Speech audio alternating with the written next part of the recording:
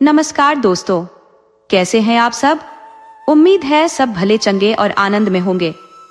आज मैं आपके लिए एक ऐसी कहानी लेकर आई हूँ जो सिखाती है कि हालात इंसान को कभी कभी गलत रास्ते पर ले जाते हैं, लेकिन एक छोटी सी चिंगारी और सच्चा प्यार किसी की भी जिंदगी बदल सकता है। ये कहानी है एक भाई बहन की जो धोखे की दुनिया में जीने लगते हैं, पर फिर उन्हें अपनी गलती का एहसास होता है। तो कहानी को आखिर तक जरूर सुनिएगा। कहानी पसंद आए तो एक लाइक और अपने दोस्तों के साथ शेयर करना बिल्कुल मत भूलना, और टिप्पणी में राधे राधे जरूर लिखना। तो चलिए अब कहानी शुरू करते हैं। बहुत पुराने जमाने की बात है। एक गांव था सरलपुर, जहां दीपचंद नाम का बहुत गरीब आदमी रहता था। वो किसी तरह बड़ी मुश्किल से अपना गुजारा कर पा रहा था। वो गांव किसान मजदूरों का था। उस गांव में कोई भी अमीर आदमी नहीं था, हालांकि सभी के पास कुछ न कुछ जमीन थी। एक दीपचंद ही था जिसके पास अपनी कोई जमीन नहीं थी। सिर्फ एक घर था और अपना शरीर था। कहीं भी मेहनत मजदूरी करो और खाओ पियो। तो दीपचंद कहीं भी घूम फिर कर काम कर लेता था, मगर वह कहीं कोई पक्का काम चाहता था तो वो आसपास के गांव में काम की तलाश करता, मगर उसे 2-4 दिन से ज्यादा कहीं काम नहीं मिलता। और इस तरह कभी 1-2 सप्ताह तक कहीं कोई काम नहीं मिलता तो दीपचंद परेशान हो जाता। एक दिन उसने विचार किया कि अब मुझे कहीं दूर चलकर काम करना चाहिए। मेरा यह रखा ही क्या है जो इन सब का मोह करूं। एक झोपड़ी है जिसमें सिर्फ एक चारपाई आ सकती है। जमीन और घर के नाम पर मेरे पास इतना ही है। वो बहुत विचार कर दूसरे दिन घर से निकल पड़ा। उसने किसी से सुना था कि गांव से दूर जाने पर एक नगर मिलता है जो गांव से बहुत बड़ा होता है। वहाँ बहुत अमीर आदमी रहते हैं। वहाँ कोई खेती किसानी नहीं करता। नगर में कोई बाग बगीचे भी बड़े बड़े नहीं होते।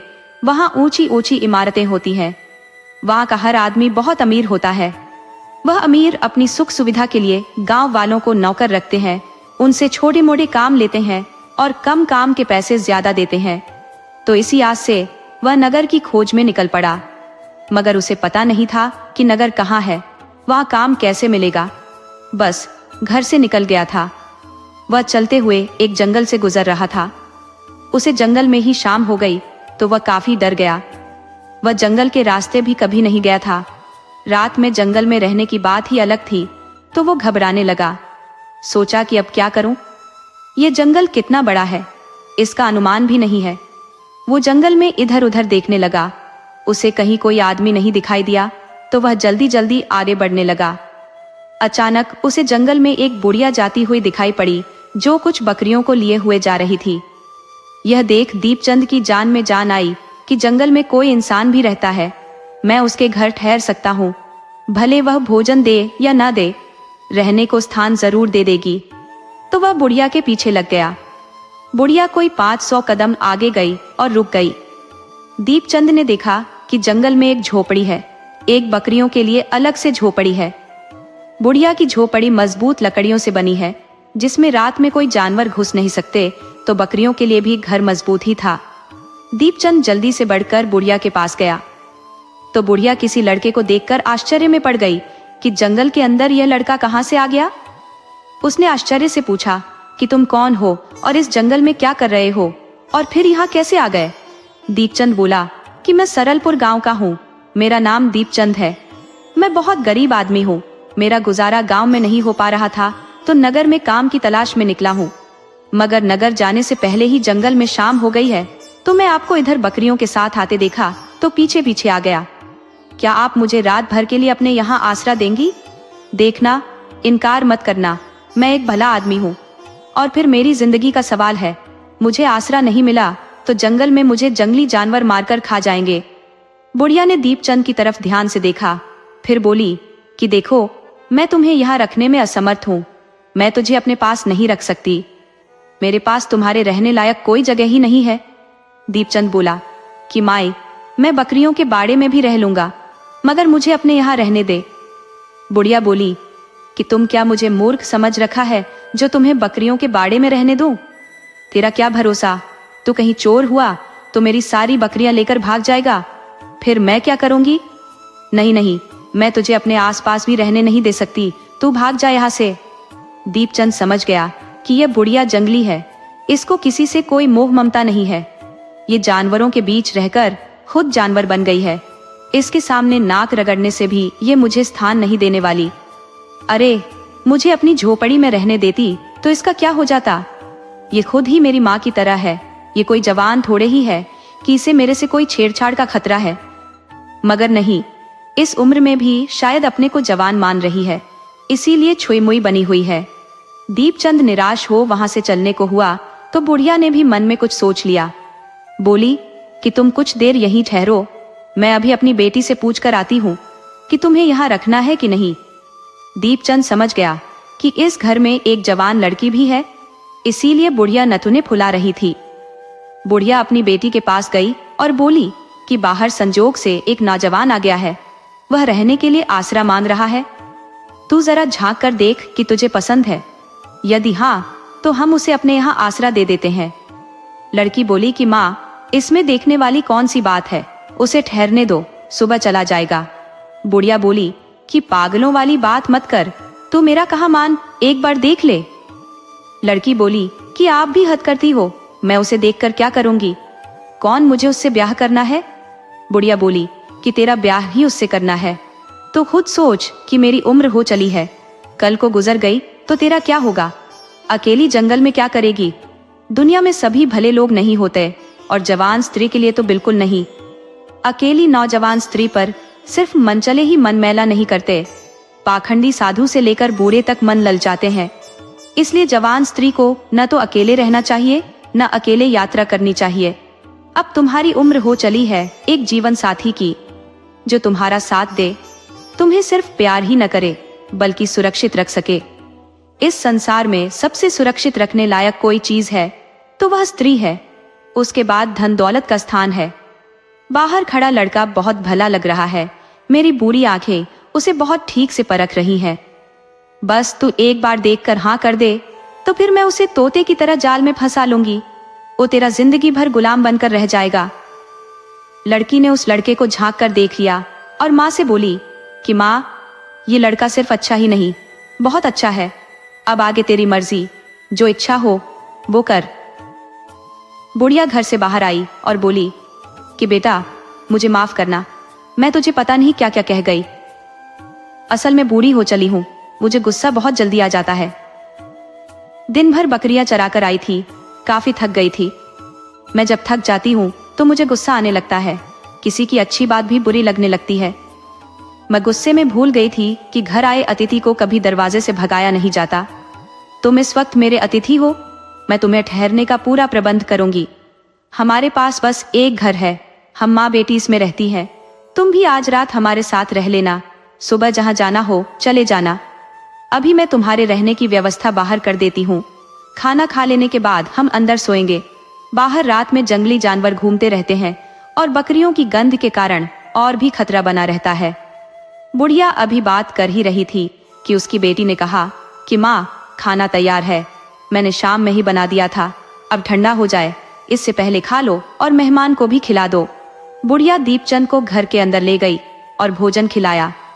अक्सर औरतें मेहमानों से भोजन खिलाते वक्त ही उनके बारे में पूछती हैं और सगे संबंधियों का हाल पूछती हैं।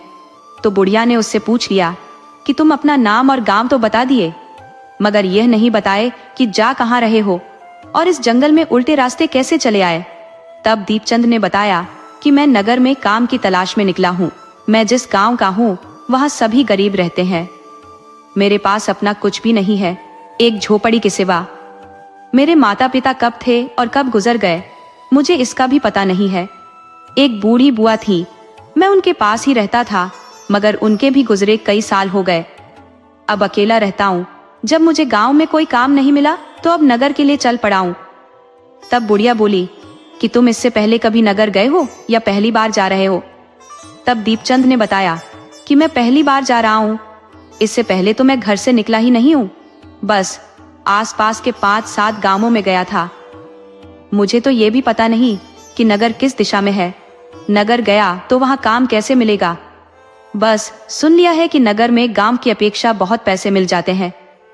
बुढ़िया बोली कि जब तुम कभी नगर गए ही नहीं हो और कोई तुम्हारे पहचान का नहीं है तो फिर तो तुम वहां बर्बाद हो जाओगे। पहली बात कि तुम जिस तरफ चल पड़े हो उस तरफ जंगल के आसपास या दूर तक भी कोई नगर नहीं है। यहाँ सिर्फ जंगल ही जंगल है। तुम्हें इसे पार करने में 1-2 पखवाड़े भी लग जाएंगे। जैसे जैसे जंगल के अंदर चले जाओगे तो तुम्हें कोई आदमी नहीं मिलेगा, बल्कि दिन के वक्त भी खतरनाक जानवर घूमते हुए मिल जाएंगे जो तुम्हें किसी भी वक्त मारकर खा जाएंगे। अब तुम्हें नगर में जाना है तो यहाँ से उत्तर की तरफ 50 मील चलने के बाद एक नगर मिल जाएगा। मगर नगर में सभी ईमानदार नहीं होते। वहाँ ठग दलाल भी रहते हैं जो आदमी को खड़े खड़े बेच देते हैं। वह नगर में गए नए लड़कों से बहुत मीठी मीठी बातें करते हैं। लड़के उनके झांसे में आ जाते हैं। वह अच्छा काम दिलवाने के बहाने गुलाम खरीदने वाले व्यापारी के पास उस लड़के को लेकर चले जाते हैं और फिर ऊंची कीमत में उस लड़के को बेच देते हैं। वह लड़का जिंदगी भर गुलाम बनकर इधर उधर न जाने कितनी जगह बिकता रहता है। इस तरह गुलामी करते करते बूढ़ा हो जाता है। जब उसका मालिक देखता है कि अब गुलाम किसी काम का नहीं रहा तो उसे जंगल में छुड़वा देते हैं। जंगल में उसे जानवर मारकर खा जाते हैं। बेटा, अनजान आदमी के लिए नगर ठीक नहीं है। अब जा रहे हो तो संभल कर जाना। अगर दलालों से बच गए तो ठगिनियों से सावधान रहना। वो रूप रंग के जाल में तुम्हें फंसा लेंगी और फिर बड़ी ही चतुराई से तुम्हें बेच देंगी। बुढ़िया इतना कह आंसू बहाने लगी कि तुम इतने सीधे हो, कोमल हो, तुम ठगों से कैसे बच पाओगे? ये सोच सोचकर मेरे आंख से आंसू आ रहे हैं।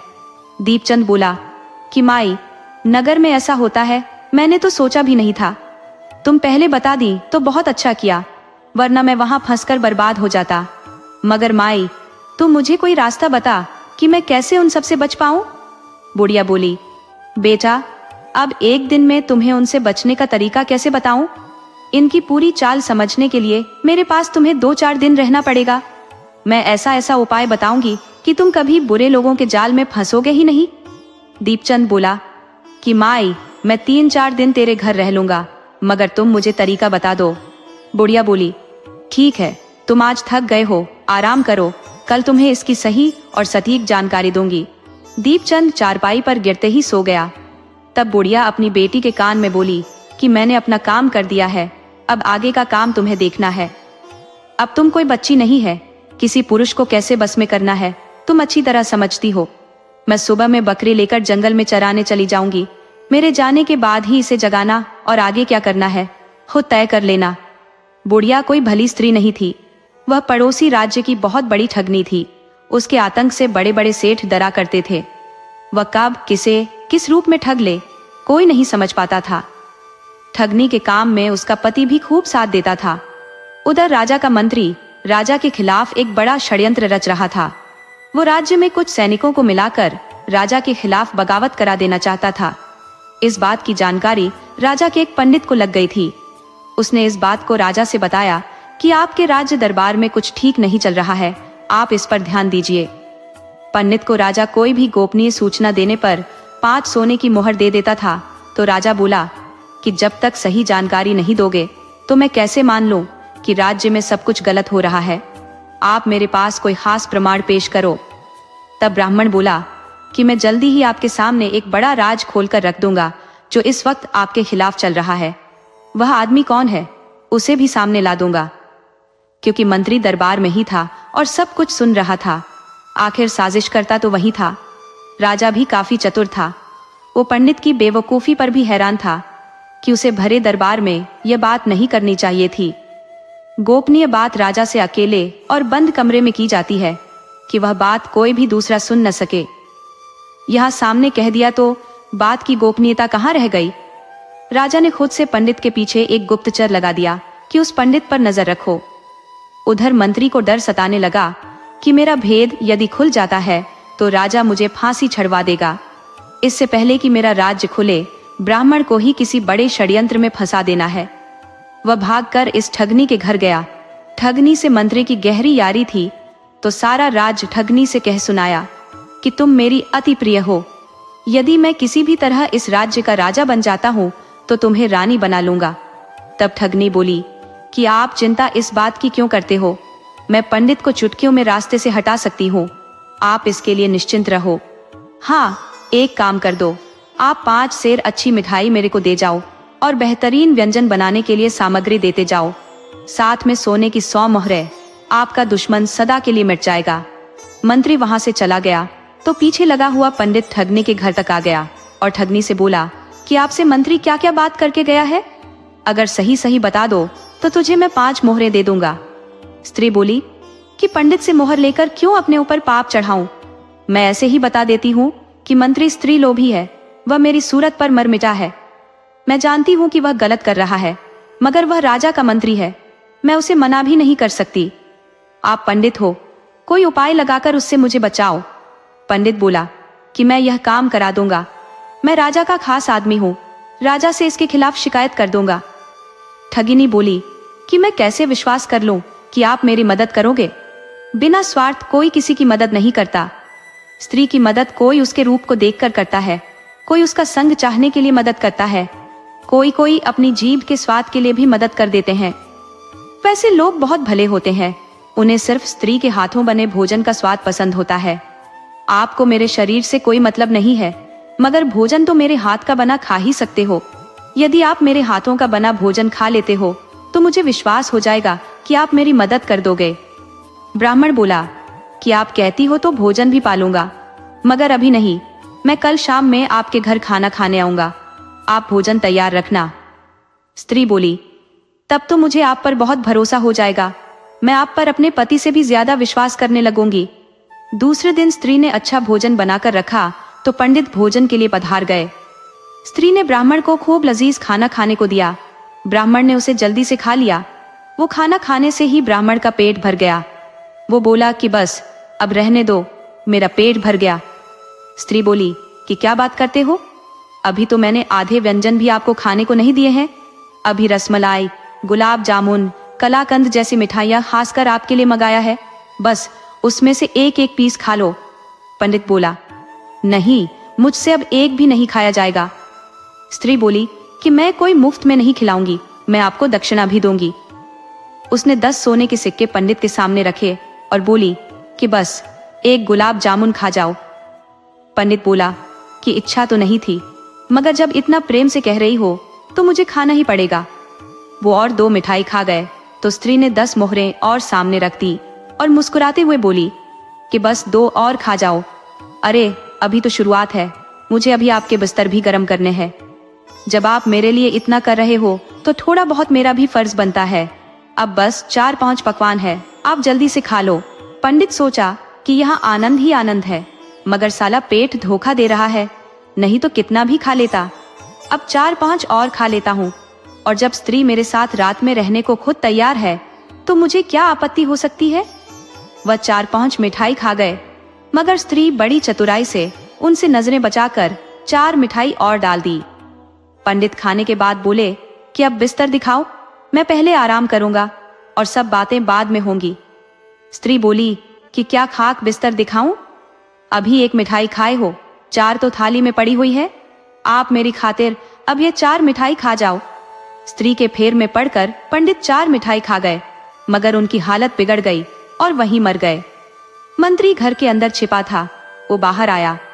स्त्री पंडित के मरने से घबरा गई थी तो मंत्री बोला घबराओ नहीं, मैं इसे जंगल में फेंक आता हूँ। मंत्री को नहीं पता था कि राजा के गुप्तचर उसकी हर पल पर नजर बनाए हुए हैं। उन्होंने तुरंत राजा को सूचित किया कि मंत्री आपके खास पंडित को मरवाकर जंगल में फेंकने गया है। राजा खुद मंत्री का पीछा किया और पकड़ लिया। राजा को मंत्री की हरकत की पल पल की जानकारी थी। उसने मंत्री को फांसी चढ़वा दिया तथा ठगनी स्त्री को राज्य बदर कर दिया। वही ठगनी यह बुढ़िया थी जो जंगल में डेरा जमाई थी। जब वह जंगल में आई थी तब गर्भवती थी। मंत्री का बच्चा उसके पेट में पल रहा था। वही बच्चा एक बच्ची के रूप में जन्मी, उसे ही पाल पोसकर बुढ़िया ने सयानी कर दिया था। वह सुबह में जंगल में बकरी चराने चली गई थी तथा बेटी को समझा गई थी कि क्या करना है। उधर दीपचंद को बुढ़िया की बेटी ने उसे जगाया कि कब तक सोए रहोगे, अब दिन निकल आया है, जाग जाओ, मैंने खाना भी बना दिया है, हाथ मुंह धोकर खाना खा लो। दीपचंद ने खाना खा लिया। उसे अकेले में लड़की बड़ी अच्छी लगी। वो कभी किसी लड़की से अकेले में बात नहीं किया था। लड़की खाना देने के बाद बोली कि आप नगर में क्यों जाना चाहते हो, गलती से कहीं किसी गलत आदमी के हाथ लग गए तो जिंदगी बर्बाद हो जाएगी। आप हमारे साथ यहीं क्यों नहीं रह जाते? हमारे घर में कोई पुरुष नहीं है। बिना पुरुष के हमें जंगल में रहना बहुत डरावना लगता है। और फिर यहाँ किसी चीज की कमी नहीं है, मनचाहा फल मिल जाता है। यहाँ से 8 मील उत्तर में एक छोटा सा गांव है जहाँ साप्ताहिक बाजार लगती है। वहाँ से हमें खाने की हर चीज मिल जाती है। हम टोकरी में मेवा और फल लेकर वहाँ जाते हैं और फिर एक टोकरी अन्न और जरूरी सामान खरीद कर ले आते हैं। आप साथ रहोगे तो मुझे अकेले नहीं जाना पड़ेगा। आप मुझे बहुत सुंदर लगने लगे हो, आप मुझे छोड़कर यहाँ से मत जाना। दीपचंद बोला कि आप भी बहुत सुंदर हो, मैं अब आपके साथ ही रहूंगा, मगर इस तरह रहा तो गलत होगा। आदमी का मन कब खराब हो जाए, अतः अच्छा रहेगा कि हम ब्याह कर लें। लड़की यही तो सुनना चाहती थी। बोली कि आपने मेरे मन की बात कह दी। मैं यही कहना चाहती थी। आप अब भी से मुझे अपनी पत्नी समझो। माँ के आने पर हम दोनों उनसे कहेंगे कि हमारा ब्याह करा दे, मगर माँ थोड़ी जिद्दी है, उन्हें बहुत प्यार से समझाना पड़ेगा, तब वह समझ पाएंगी। दीपचंद अब अच्छी तरह फंस चुका था, तो उसे कोई नुकसान भी नहीं था। उसे एक भावी पत्नी मिल गई थी और रहने खाने का मुफ्त में ठिकाना मिल गया था। वह भोजन के लिए ही तो हैरान परेशान रहा करता था। शाम में बुढ़िया आई तो लड़की ने कहा कि माँ, मैंने दीपचंद को पसंद कर लिया है। दीपचंद भी बोला कि मुझे आपकी बेटी बड़ी अच्छी लग रही है। इतना सुनते ही बुढ़िया भड़क गई कि मेरी गैर मौजूदगी में तुमने मेरी बेटी को फुसला लिया।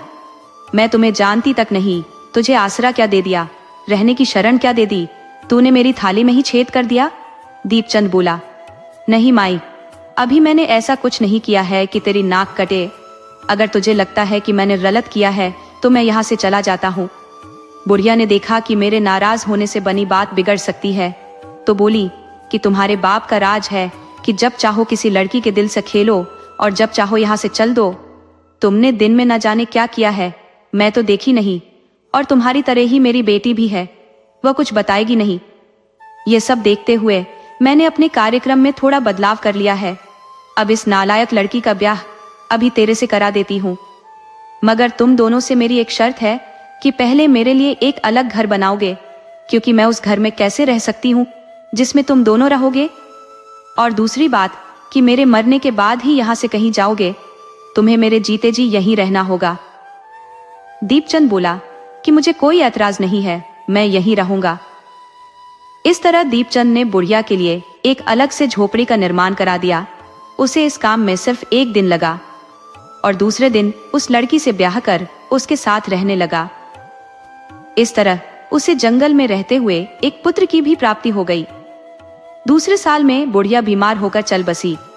तब दीपचंद पत्नी से बोला कि हमें अब इस जंगल का त्याग कर देना चाहिए, ये जंगल का जीवन भी कोई जीवन है। स्त्री भी बोली कि आप ठीक कहते हो, मगर ये स्थान मेरी जन्मभूमि है, मैं कभी कभी आपके साथ यहाँ आती रहूंगी। दीपचंद बोला, ठीक है, तुम्हारे साथ आ जाया करूंगा। हालांकि जंगल में रहते हुए दोनों ने उतना तो कमा ही लिया था कि गांव आकर एक घर बना सके, तो बकरियां बेचकर दोनों अपने गांव सरलपुर लौट आए और एक अच्छा घर बना लिया। गांव आने के बाद स्त्री फिर से गर्भवती हुई और एक पुत्री को जन्म दिया। इस तरह दोनों का समय गुजरने लगा। दीपचंद स्त्री के बताए अनुसार काम करने लगा। वह दूसरे के यहाँ काम करने के बजाय जंगल से लकड़ी लाकर पास के एक बाजार में बेचने लगा। इससे दोनों का गुजारा होने लगा, साथ में दोनों बच्चे पलने लगे। दीपचंद के पड़ोस में एक फूलबासी काकी रहती थी, जो दीपचंद की पत्नी से बड़ा लगाव रखती थी। तो एक दिन दीपचंद की पत्नी पति से बोली कि हमें एक बार अपनी जन्मभूमि पर घूम कर आ जाना चाहिए। दीपचंद बोला कि तुम बाल बच्चेदार हो गई हो, अब जन्मभूमि का चक्कर छोड़ो और बच्चों का ख्याल करो। हम जंगल में उतना अंदर बच्चों को साथ लेकर कैसे जा पाएंगे। तब पत्नी बोली कि आप बेकार चिंता करते हो। अरे, हम बच्चों को काकी के पास छोड़ जाएंगे और हम वहां कोई डेरा डालने तो नहीं जा रहे, हम एक रात रहकर लौट आएंगे। वो घर मेरी माँ की याद से जुड़ा है, आप मेरे लिए वहां जरूर चलोगे। दीपचंद तैयार हो गया और पत्नी को लेकर जंगल के अंदर चला गया। वहां जाने में दोनों को रात हो गई तो दोनों वहीं रुक गए। अभी उनका बनाया घर उसी तरह पड़ा था, बस थोड़ी घास उगाई थी तो दोनों ने उसे साफ किया और रात में वहीं रह गए। खाना साथ ले गए थे तो खा लिया और सो गए। सुबह में दोनों वापस आ गए। इस तरह हर 2 साल पर स्त्री दीपचंद को लेकर जंगल में जरूर जाती और उस स्थान पर एक दिन रहकर लौट आती। उसे वहां जाना बड़ा अच्छा लगता। अब इस तरह 12 साल गुजर गए थे। एक दिन पत्नी दीपचंद से जिद करने लगी कि चलिए हम अपनी जन्मभूमि पर घूम आते हैं। दीपचंद बोला कि अब तुम कोई बच्ची नहीं हो जो जिद कर रही हो। तुम उस स्थान पर क्यों जाना चाहती हो, मेरी समझ से परे है। और अब तो उस स्थान पर कुछ बचा भी नहीं है। लकड़ी का घर सब सड़कर बर्बाद हो चुका है। पिछली साल हम गए थे तो वह रहने के लायक नहीं था। इस साल यदि हम गए तो हमें खुले आसमान में रहना पड़ेगा। अब वह जगह हमारे लिए सुरक्षित नहीं है। जब स्त्री ने काफी जिद की तो दीपचंद को झुक जाना पड़ा। वो स्त्री के साथ जंगल में चला गया, मगर इस बार जाने में काफी रात हो गई। जब दोनों उस घर के पास गए तो वहां पहले से एक शेर शेरनी ने डेरा जमा लिया था। उन्होंने दोनों को देखते ही मारकर खा लिया। वो दोनों अपने पुत्र सोहन और एक पुत्री राधा को बुढ़िया काकी के पास छोड़ गए थे। जब कोई 1 सप्ताह बाद भी घर नहीं लौटे तो काकी जान गई कि दोनों के साथ कोई अनहोनी हो गई है। अब वह नहीं आने वाले। अरे आते तो वह है जो इस दुनिया में रहते हैं, मगर दूसरी दुनिया में जाने वाले कभी वापस नहीं आते। उन्होंने दोनों बच्चों को समझाया कि अब तेरे माता पिता नहीं रहे, तुम्हारी बेवकूफ माँ अपने साथ उसे भी ले डूबी। अब तुम अपने तरीके से जीवन शुरू करो। सोहन बोला कि दादी, मैं अपने माँ बाप का पता लगाने जरूर जाऊंगा। तुम मेरी बहन का ख्याल रखना। वह बहन को पड़ोस वाली दादी के पास छोड़कर चला गया। संयोग से उसे रास्ते में एक बूढ़ा ठग मिल गया। वह उसे ठगी के बारे में बताने लगा तो सोहन को उसका बताया काम अच्छा लगा। अब वह अक्सर उस ठग से मिलकर और उससे ठगी का गुण सीखा करता। इस तरह 4-5 साल में वह ठगी की विद्या में पक्का हो गया। अब वह अकेले ही बहुत दूर तक निकल जाता और अपनी ठग बुद्धि से भोले भाले लोगों को विश्वास में लेकर उन्हें ठग लेता। पुराने समय में ग्रामीण क्षेत्रों में बहुत भोले भाले लोग बसते थे, तो उन्हें ठगना ठगों के लिए बहुत आसान था। ठग सोहन वैसे सीधे सादे लोगों से संपर्क बनाता, उनसे मित्रता स्थापित करता, फिर एक दिन उनका सब कुछ लूट पाट कर निकल जाता। सोहन जब कभी ठगी के लिए जाता तो अपनी बहन राधा को पड़ोसी बुढ़िया दादी के पास छोड़ जाता। बुढ़िया दादी काफी बूढ़ी हो चुकी थी, जबकि राधा सयानी हो चली थी। वो रूप की इतनी सुंदर थी कि अब आसपास के मनचले उस पर बुरी निगाह भी रखने लगे थे। तो एक दिन दादी सोहन से बोली, बेटा, तू मेरे पास अपनी बहन को छोड़कर चला जाता था, तब मैं उतनी बूढ़ी नहीं थी, परंतु राधा अब पूरी जवान हो चली है और मैं काफी बूढ़ी। तुम तो जानते हो आजकल गांव में मनचलों की संख्या पहले से काफी बढ़ गई है। वह आवारा कुत्तों की तरह दिन भर गलियों में घूमते रहते हैं और जवान छोरियों को देख सीटी बजाते हैं और भी कई तरह की हरकतें करते हैं। उन बेशरमों को कोई लोक लाज का डर नहीं। मुझ बुढ़िया में अब उतनी ताकत भी नहीं कि उन्हें डांट फटकार सकूं, बल्कि वही मुझे डांट फटकार लगा देते हैं। अतः अब तुम्हारी बहन हमारे पास सुरक्षित नहीं है। तुम अब जहां जाओ इसे साथ ले जाओ और मेरी बात मानो तो राधा का ब्याह कर चिंता से मुक्त हो जाओ। अब ब्याह हो जाने पर पहले तो कोई विवाहिता स्त्री को छेड़ता नहीं, दूसरे इसका पति इसकी रक्षा करेगा। तुम्हें इसकी सुरक्षा की सारी चिंता ही खत्म हो जाएगी। सोहन बोला, दादी, आपका विचार उत्तम है। मुझे अपनी बहन का ब्याह कर देना चाहिए, तभी मैं चिंता मुक्त हो पाऊंगा और फिर मुझे भी तो अपना ब्याह करना है। उसने सोचा, अपनी बहन को शहर लेकर चलता हूँ और अपनी बुद्धि के बल से इसका ब्याह किसी बड़े सेठ से करा देता हूँ। उसने राधा से बोला कि बहन, तू नगर चलने के लिए तैयारी कर ले, हम कल सुबह नगर को चलेंगे। राधा नगर का नाम सुनकर बहुत खुश हुई। वह चाहती थी कि उसका ब्याह नगर में हो जाए। वह सारी तैयारी रात में कर ली तो सोहन सुबह में अपनी बहन को लेकर नगर की तरफ चल पड़ा। चलते चलते दोपहर हो गया, मगर नगर अब भी 10 मील दूर था, तो वह एक पेड़ की छाया में आराम करने लगा। तभी वहां एक व्यापारी का लड़का ग्रामीण क्षेत्र से छोटे व्यापारियों के पास से उधारी पैसा वसूली कर लौट रहा था। उसने एक पेड़ की छाया में एक आदमी के साथ खूबसूरत लड़की को देखा तो वो पेड़ के पास ठहर गया। कुछ मनुष्यों की सबसे बड़ी कमजोरी है कि जब किसी सुंदर स्त्री को देख लेता है तो फिर उसका अच्छी तरह दीदार कर लेना चाहता है, उससे बात कर लेना चाहता है। सच पूछो तो प्यार की शुरुआत आंखें करती है, दिल बेचारा मुफ्त में बदनाम हो जाता है। वह व्यापारी का बेटा भी थोड़ा आशिक मिजाज था।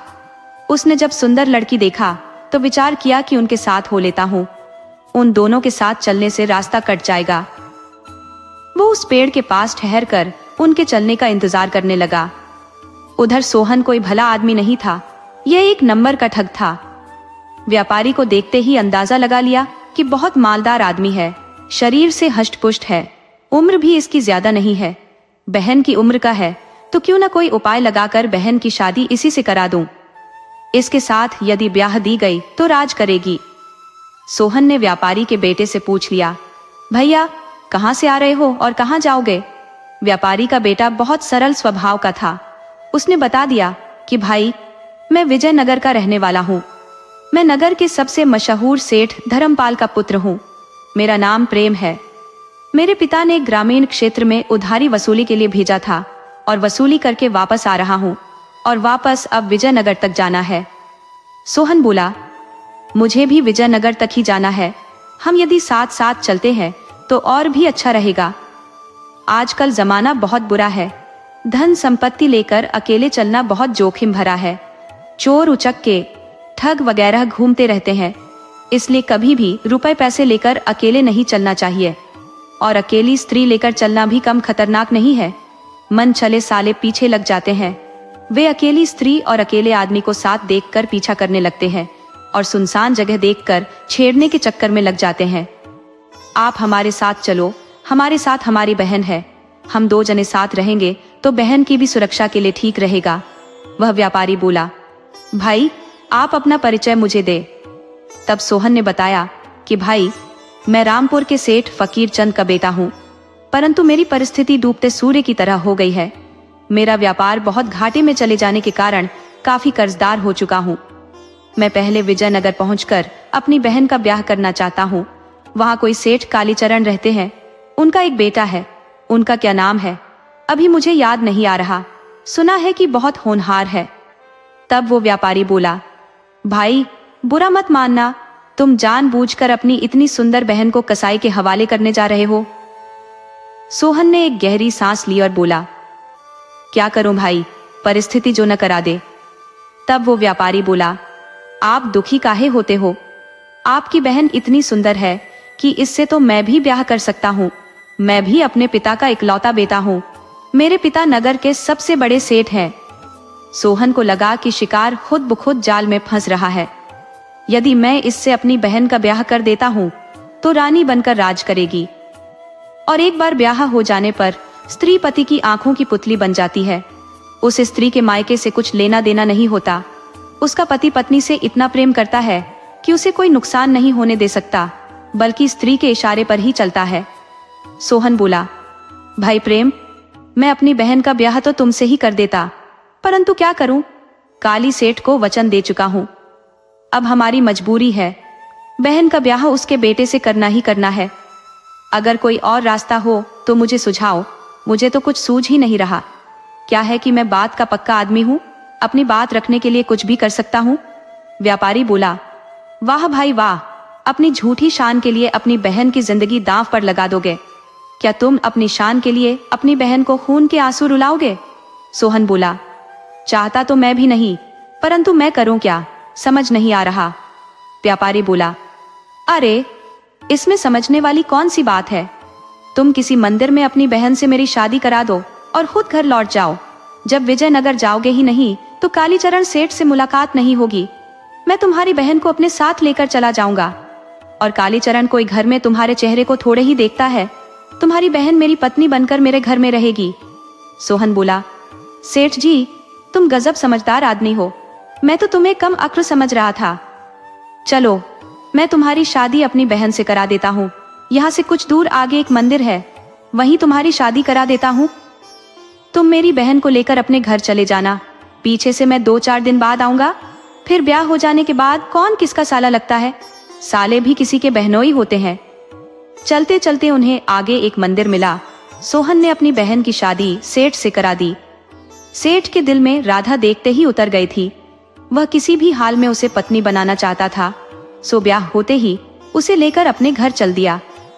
वो सोहन से बोला कि आप अभी अपने घर जाओ, 1-2 पखवाड़े बाद आना, मेरा पता ठीक से याद कर लो। उधर राधा कभी भी अपने भाई से अलग होकर ज्यादा दिन दूर नहीं रही थी, परंतु अब तो उसे लग रहा था कि भाई फिर दोबारा नहीं मिलने वाला। सो उसने एक गलत निर्णय ले लिया कि इस आदमी के साथ नहीं जाऊंगी, बल्कि किसी तरह इसके सारे पैसे हड़प लूंगी और फिर अपने घर लौट जाऊंगी। उधर सेठ बहुत सुंदर पत्नी पाकर अघा नहीं रहा था।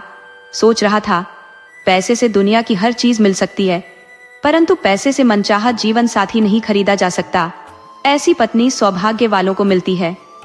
उसे क्या पता था कि जिसे वह हीरा समझ रहा है वह कोयला है। वह सोने के धोखे में पीतल खरीद लिया है। उसके मन में जरा भी सेठ के लिए प्रेम नहीं है। वह साथ चल रही थी कि मार्ग में 3 आदमी आते दिखाई दिए। राधा को अच्छा मौका मिल गया। वह चिल्ला उठी, बचाओ बचाओ, ये आदमी मुझे जबरदस्ती अपने साथ ले जा रहा है, मेरा रुपया पैसा भी छीन लिया है। लोगों को तो औरतों के प्रति झुकाव ज्यादा रहता है। वह आफत में फंसे आदमी की मदद करे न करे, स्त्री की मदद के लिए जान की बाजी लगा देते हैं। पुरुष के इस दोहरे चरित्र को आज तक कोई समझ नहीं पाया है। अगर सुनसान में अकेली स्त्री मिल जाए तो धर्मात्मा का मन भी डोल जाता है, और समूह में हो और कोई स्त्री आफत में फंसे तो सबसे पहले उसकी मदद का श्रेय लेने के लिए जान की बाजी लगा देते हैं। तो जब राधा चिल्ला उठी कि बचाओ बचाओ, तो वे तुरंत सेठ से पूछ बैठे, क्यों बे, तेरी इतनी हिम्मत कि सरेआम स्त्री को अपने साथ लेकर जाए? सेठ घमंड से बोला, क्यों, ये तुम लोगों की बहन लगती है? अरे मेरी पत्नी है, इसे मैं नहीं तो तुम लोग ले जाओगे? राधा बोली, अरे ये आदमी झूठ बोल रहा है, मैं तो इसे जानती तक नहीं। फिर क्या था, लोगों को सेठ की सीनाजोरी पर ताव आ गया। वे सभी मिलकर सेठ की हजामत बनाने लगे। उधर मौके पर राधा सेठ की पैसे वाली पोटली लेकर भाग गई। वह ऐसी भागी कि रात होते होते अपने घर आ गई। भाई उसे देखकर बहुत आश्चर्य में पड़ गया। बोला, बहन राधा, तुम्हें गलत कदम नहीं उठाना चाहिए था। तुमने अपने पैर पर खुद कुल्हाड़ी मार ली है। तुम्हें बड़ी मुश्किल से सेठ जैसा पति सौभाग्य से मिला था, मगर तुम अपनी किस्मत में आग लगाकर आ गई हो। तुमसे बड़ा बेवकूफ अब कोई नहीं है। तुम संसार की सबसे मूर्ख लड़की हो। मेरे समझ में नहीं आ रहा कि क्या करूं। जी में आ रहा है कि पत्थर पर पटककर अपना सिर फोड़ लूं। राधा बोली, भाई तुम चिंता मत लो, अभी हमारी उम्र ही कितनी है, और तुमने मुझे जंजाल में फंसा दिया था। मैं अभी किसी पुरुष का साथ नहीं चाहती, मैं अभी स्वतंत्र रहना चाहती हूँ। तुम परेशान होने के बजाय यह देखो, सेठ का सारा माल लेकर आ गई हूँ। पहले तो सोहन को लगा कि बहन बेवकूफ है, मगर जब देख लिया कि वह उसका माल लेकर आ गई है तो बोला, चलो कोई बात नहीं, तुमने अच्छा ही किया है। अब हम साथ मिलकर ठगी करेंगे। शादी ब्याह तो होता रहता है, पैसे से तो कुछ भी हो सकता है, पैसे से तो भगवान भी मिल जाते हैं। जाओ आराम करो, बहुत थक गई होगी। राधा अपने कमरे में सोने चली गई। उधर सेठ घर नहीं गया था। वह पीछा करता हुआ राधा के कमरे में आ छिपा था। जब आधी रात हुई तो राधा ने देखा कि सेठ तो उसके कमरे में आ गया है। राधा चिल्लाने को हुई तो सेठ बोला, जरा ठहरो, मैं तुम्हें ले जाने नहीं आया हूँ और न अपना धन मांगने आया हूँ। मैं तो बस तुम्हें यह बताने आया हूँ कि तुमने सोने की खदान छोड़कर कोयला लूट लिया है। अरे मेरी पत्नी बनी होती तो मेरे लाखों की संपत्ति की मालकिन तुम खुद होती। विजयनगर के सबसे बड़े सेठ की पत्नी होती। तू रोज कपड़े की तरह नए गहने बदल लेती। तेरे कदम कभी जमीन पर नहीं पड़ते। नौकर नौकरानी तेरे आगे पीछे खड़े रहते कि अब मालकिन क्या बोलती है। परंतु तुम्हारे भाग्य में दुर्भाग्य लिखा था, तो उसे कौन बदल सकता था। ये तुम्हारी अंगूठी वहीं गिर गई थी, इसे रख लो और तुमसे मुझे कुछ नहीं कहना। एक ठग की बहन से छुटकारा तो मिला। मनुष्य को बिना नुकसान उठाए सबक नहीं मिलता। मुफ्त की शिक्षा कभी जहन में नहीं उतरती। राधा को जैसे नींद से जगा दिया गया था। सोची, अरे मैंने तो सचमुच अपनी जिंदगी में आग लगा दी है। 400 सोने के सिक्के के लिए पागलपन कर बैठी, वरना मैं तो अब तक सेठानी होती। वो सेठ से बोली, मुझे माफ कर दो, मुझसे बहुत बड़ी भूल हो गई है। मुंह ना समझ में इतनी भी अक्ल नहीं थी कि भारतीय स्त्री पति का साथ मरने के बाद ही छोड़ती है, और मैं अभागन जीते जी आपको छोड़ दी। मुझे तो नरक में भी स्थान नहीं मिलने वाला।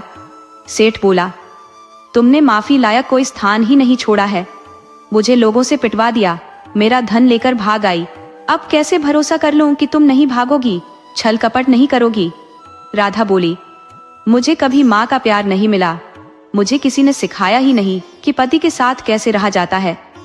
मैंने सिर्फ भाई को ठगी करते देखा था और उसी को अपना नसीब मान चुकी थी। परंतु मुझे अब अक्ल आ गई है कि मैं तो सेठानी बन गई थी, फिर भी पागलपन कर बैठी। आप कितने भले आदमी हो जो मुझ दुष्ट स्त्री के लिए फिर मेरे पास आ गए हो। परंतु मैं अब कसम खाती हूँ कि आपका साथ जिंदगी भर नहीं छोड़ने वाली। आप अब भी इसी वक्त यहाँ से मुझे ले चलिए। मैं आपकी ज्योति बनकर रहना पसंद करूंगी। मनुष्य को यदि प्रेम का रोग लग जाता है तो वह इश्क में अंधा हो जाता है, उसे कुछ नहीं सूझता। तो सेठ प्रेम रोग से ग्रसित हो गया था, परंतु गनीमत थी कि राधा सचमुच बदल गई थी। उसका दिल बदल चुका था। दोनों आधी रात में ही घर से भाग ली। सुबह होने पर जब सोहन बहन के कमरे में गया तो बहन तो वहां थी ही नहीं, बस वहां उसके पुराने कपड़े पड़े थे। वह अपने साथ एक पैसा भी लेकर नहीं गई थी। सेठ उसे अपने साथ लेकर चला गया था। राधा अब बिल्कुल बदल चुकी थी। सोहन पहले तो किसी आशंका से परेशान था कि बहन कहाँ चली गई, परंतु बुढ़िया दादी ने उससे बताया कि बेटा तो चिंता मत कर, बेटी अपने पति के साथ गई है। जाते वक्त मुझसे मिली थी और बोलकर गई कि भाई से तभी मिलने आऊंगी जब वो ठगी का धंधा छोड़ देगा। सोहन को इस बात का आघात लगा कि बहन को क्या हो गया कि मुझसे नफरत करने लगी है। उसे लगा कि सचमुच ठगी एक बुरा काम है। बहन ने बहुत अच्छा किया जो दोबारा से बदल गई। वो सोच लिया कि अब कभी भूल से भी ठगी नहीं करेगा। वो बहन के पति से मदद लेकर कोई रोजगार कर लेगा। वो अब मेहनत की कमाई ही खाएगा। मेरी बेवकूफ बहन बहुत बड़ा सबक दे गई है। अगर वह मेरे ठगी छोड़ देने से खुश है तो मैं जिंदगी में कभी किसी को नहीं ठगूंगा। सोहन अब एक शरीफ इंसान बनकर जी रहा था। कहानी से सीख, गलत रास्ते पर चलकर पाई गई दौलत कभी सुकून नहीं देती। सच्ची खुशी और सम्मान केवल ईमानदारी और प्यार के रास्ते पर चलकर ही मिलता है। हर इंसान को सुधरने का एक मौका जरूर मिलना चाहिए। अगर आपको हमारी कहानी अच्छी लगी हो तो हमारे चैनल को सब्सक्राइब करें, लाइक करें और कमेंट बॉक्स में राधे राधे जरूर लिखें। आपसे पुनः मिलते हैं एक नई वीडियो के साथ।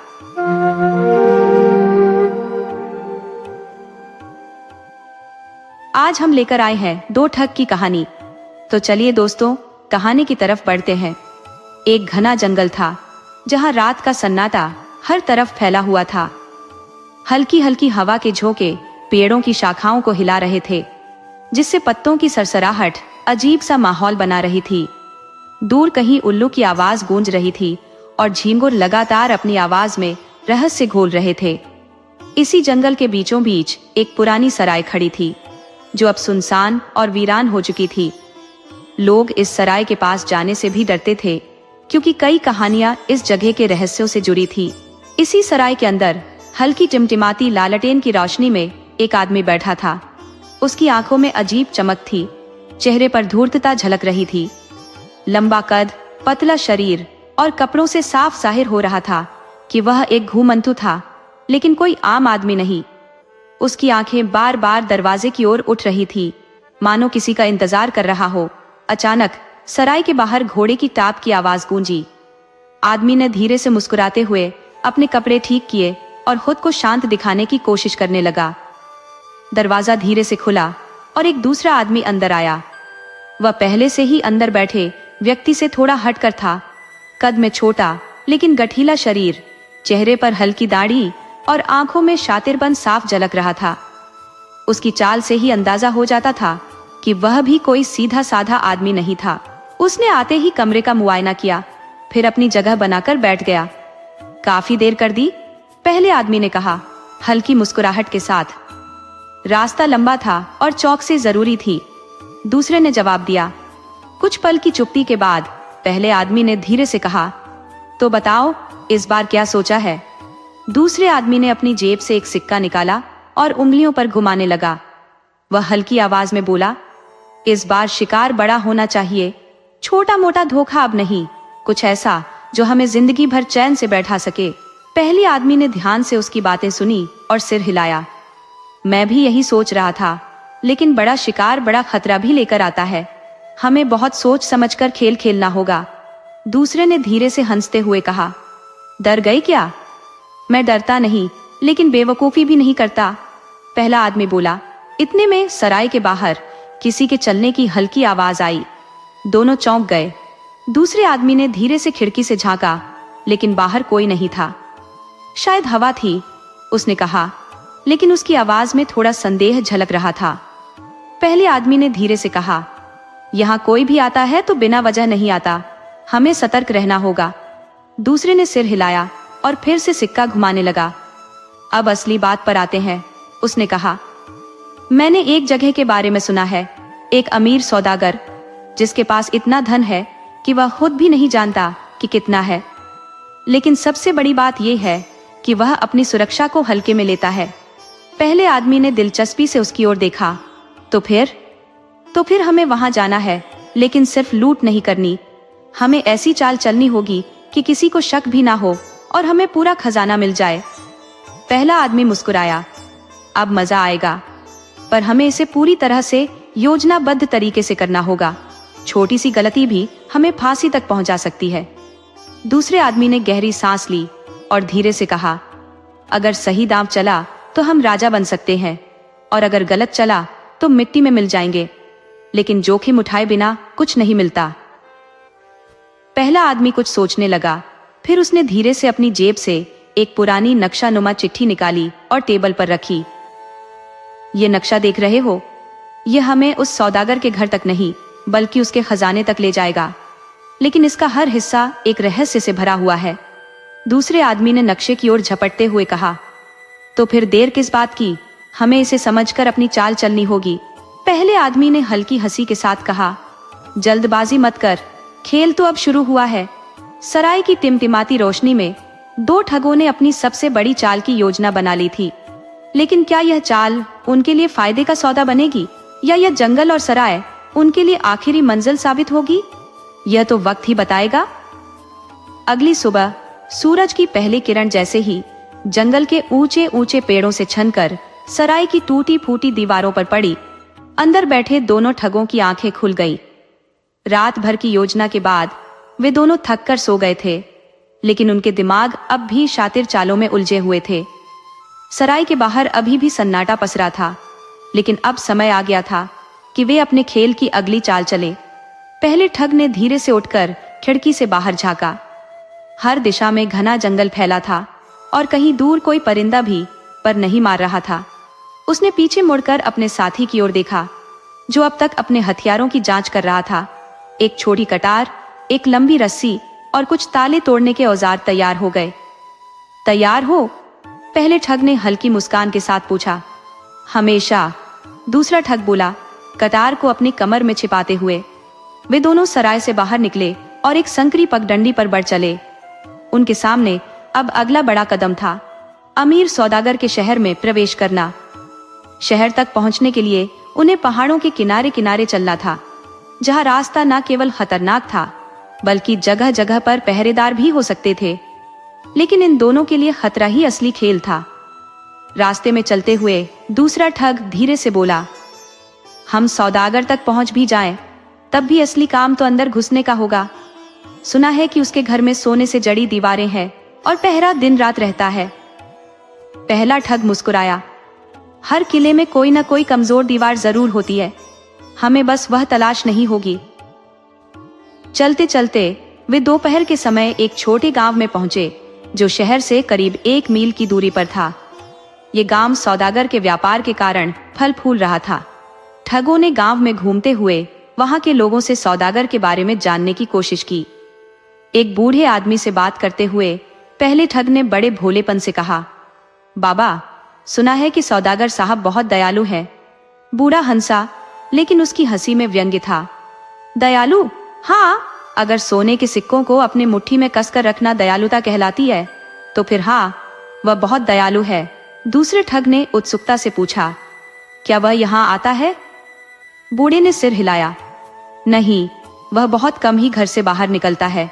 उसका भरोसा सिर्फ अपने नौकरों और खास आदमियों पर है।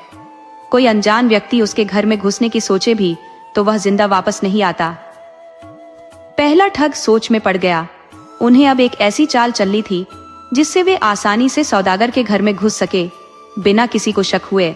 गांव में थोड़ी देर घूमने के बाद दोनों ठगों को एक नई योजना सूझी। उन्होंने देखा कि गांव के एक कोने में एक बूढ़ा वैद्य बैठा था जो जड़ी बूटियां और औषधियां बेच रहा था।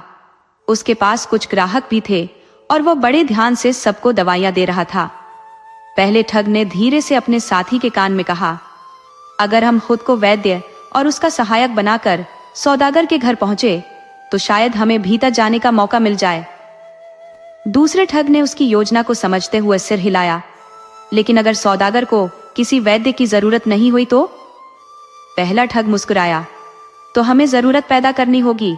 वहां से कुछ दूर सौदागर के घर के एक नौकर को देखकर उन्होंने अपनी अगली चाल चली। पहला ठग धीरे से गांव के कुएं के पास गया जहां नौकर पानी भरने आया था।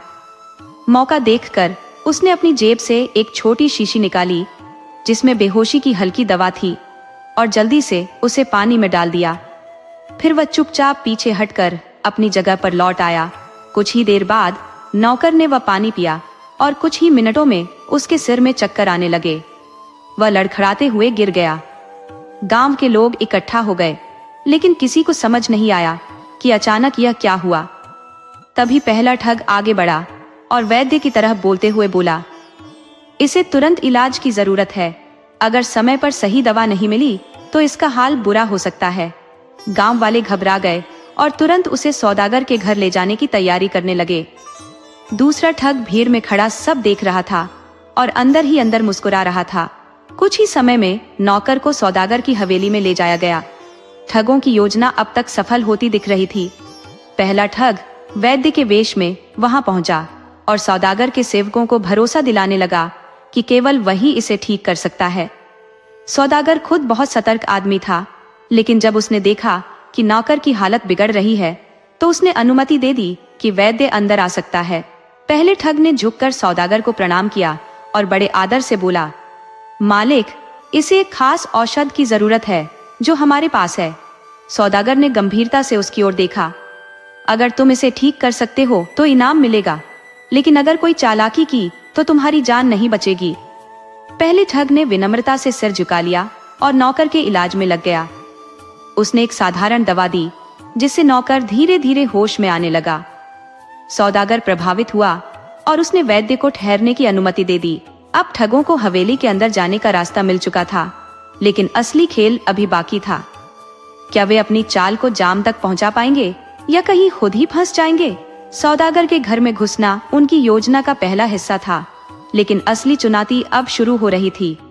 हवेली बहुत बड़ी थी, दीवारों पर सोने और चांदी की कारीगरी थी और चारों ओर सख्त पहरा था।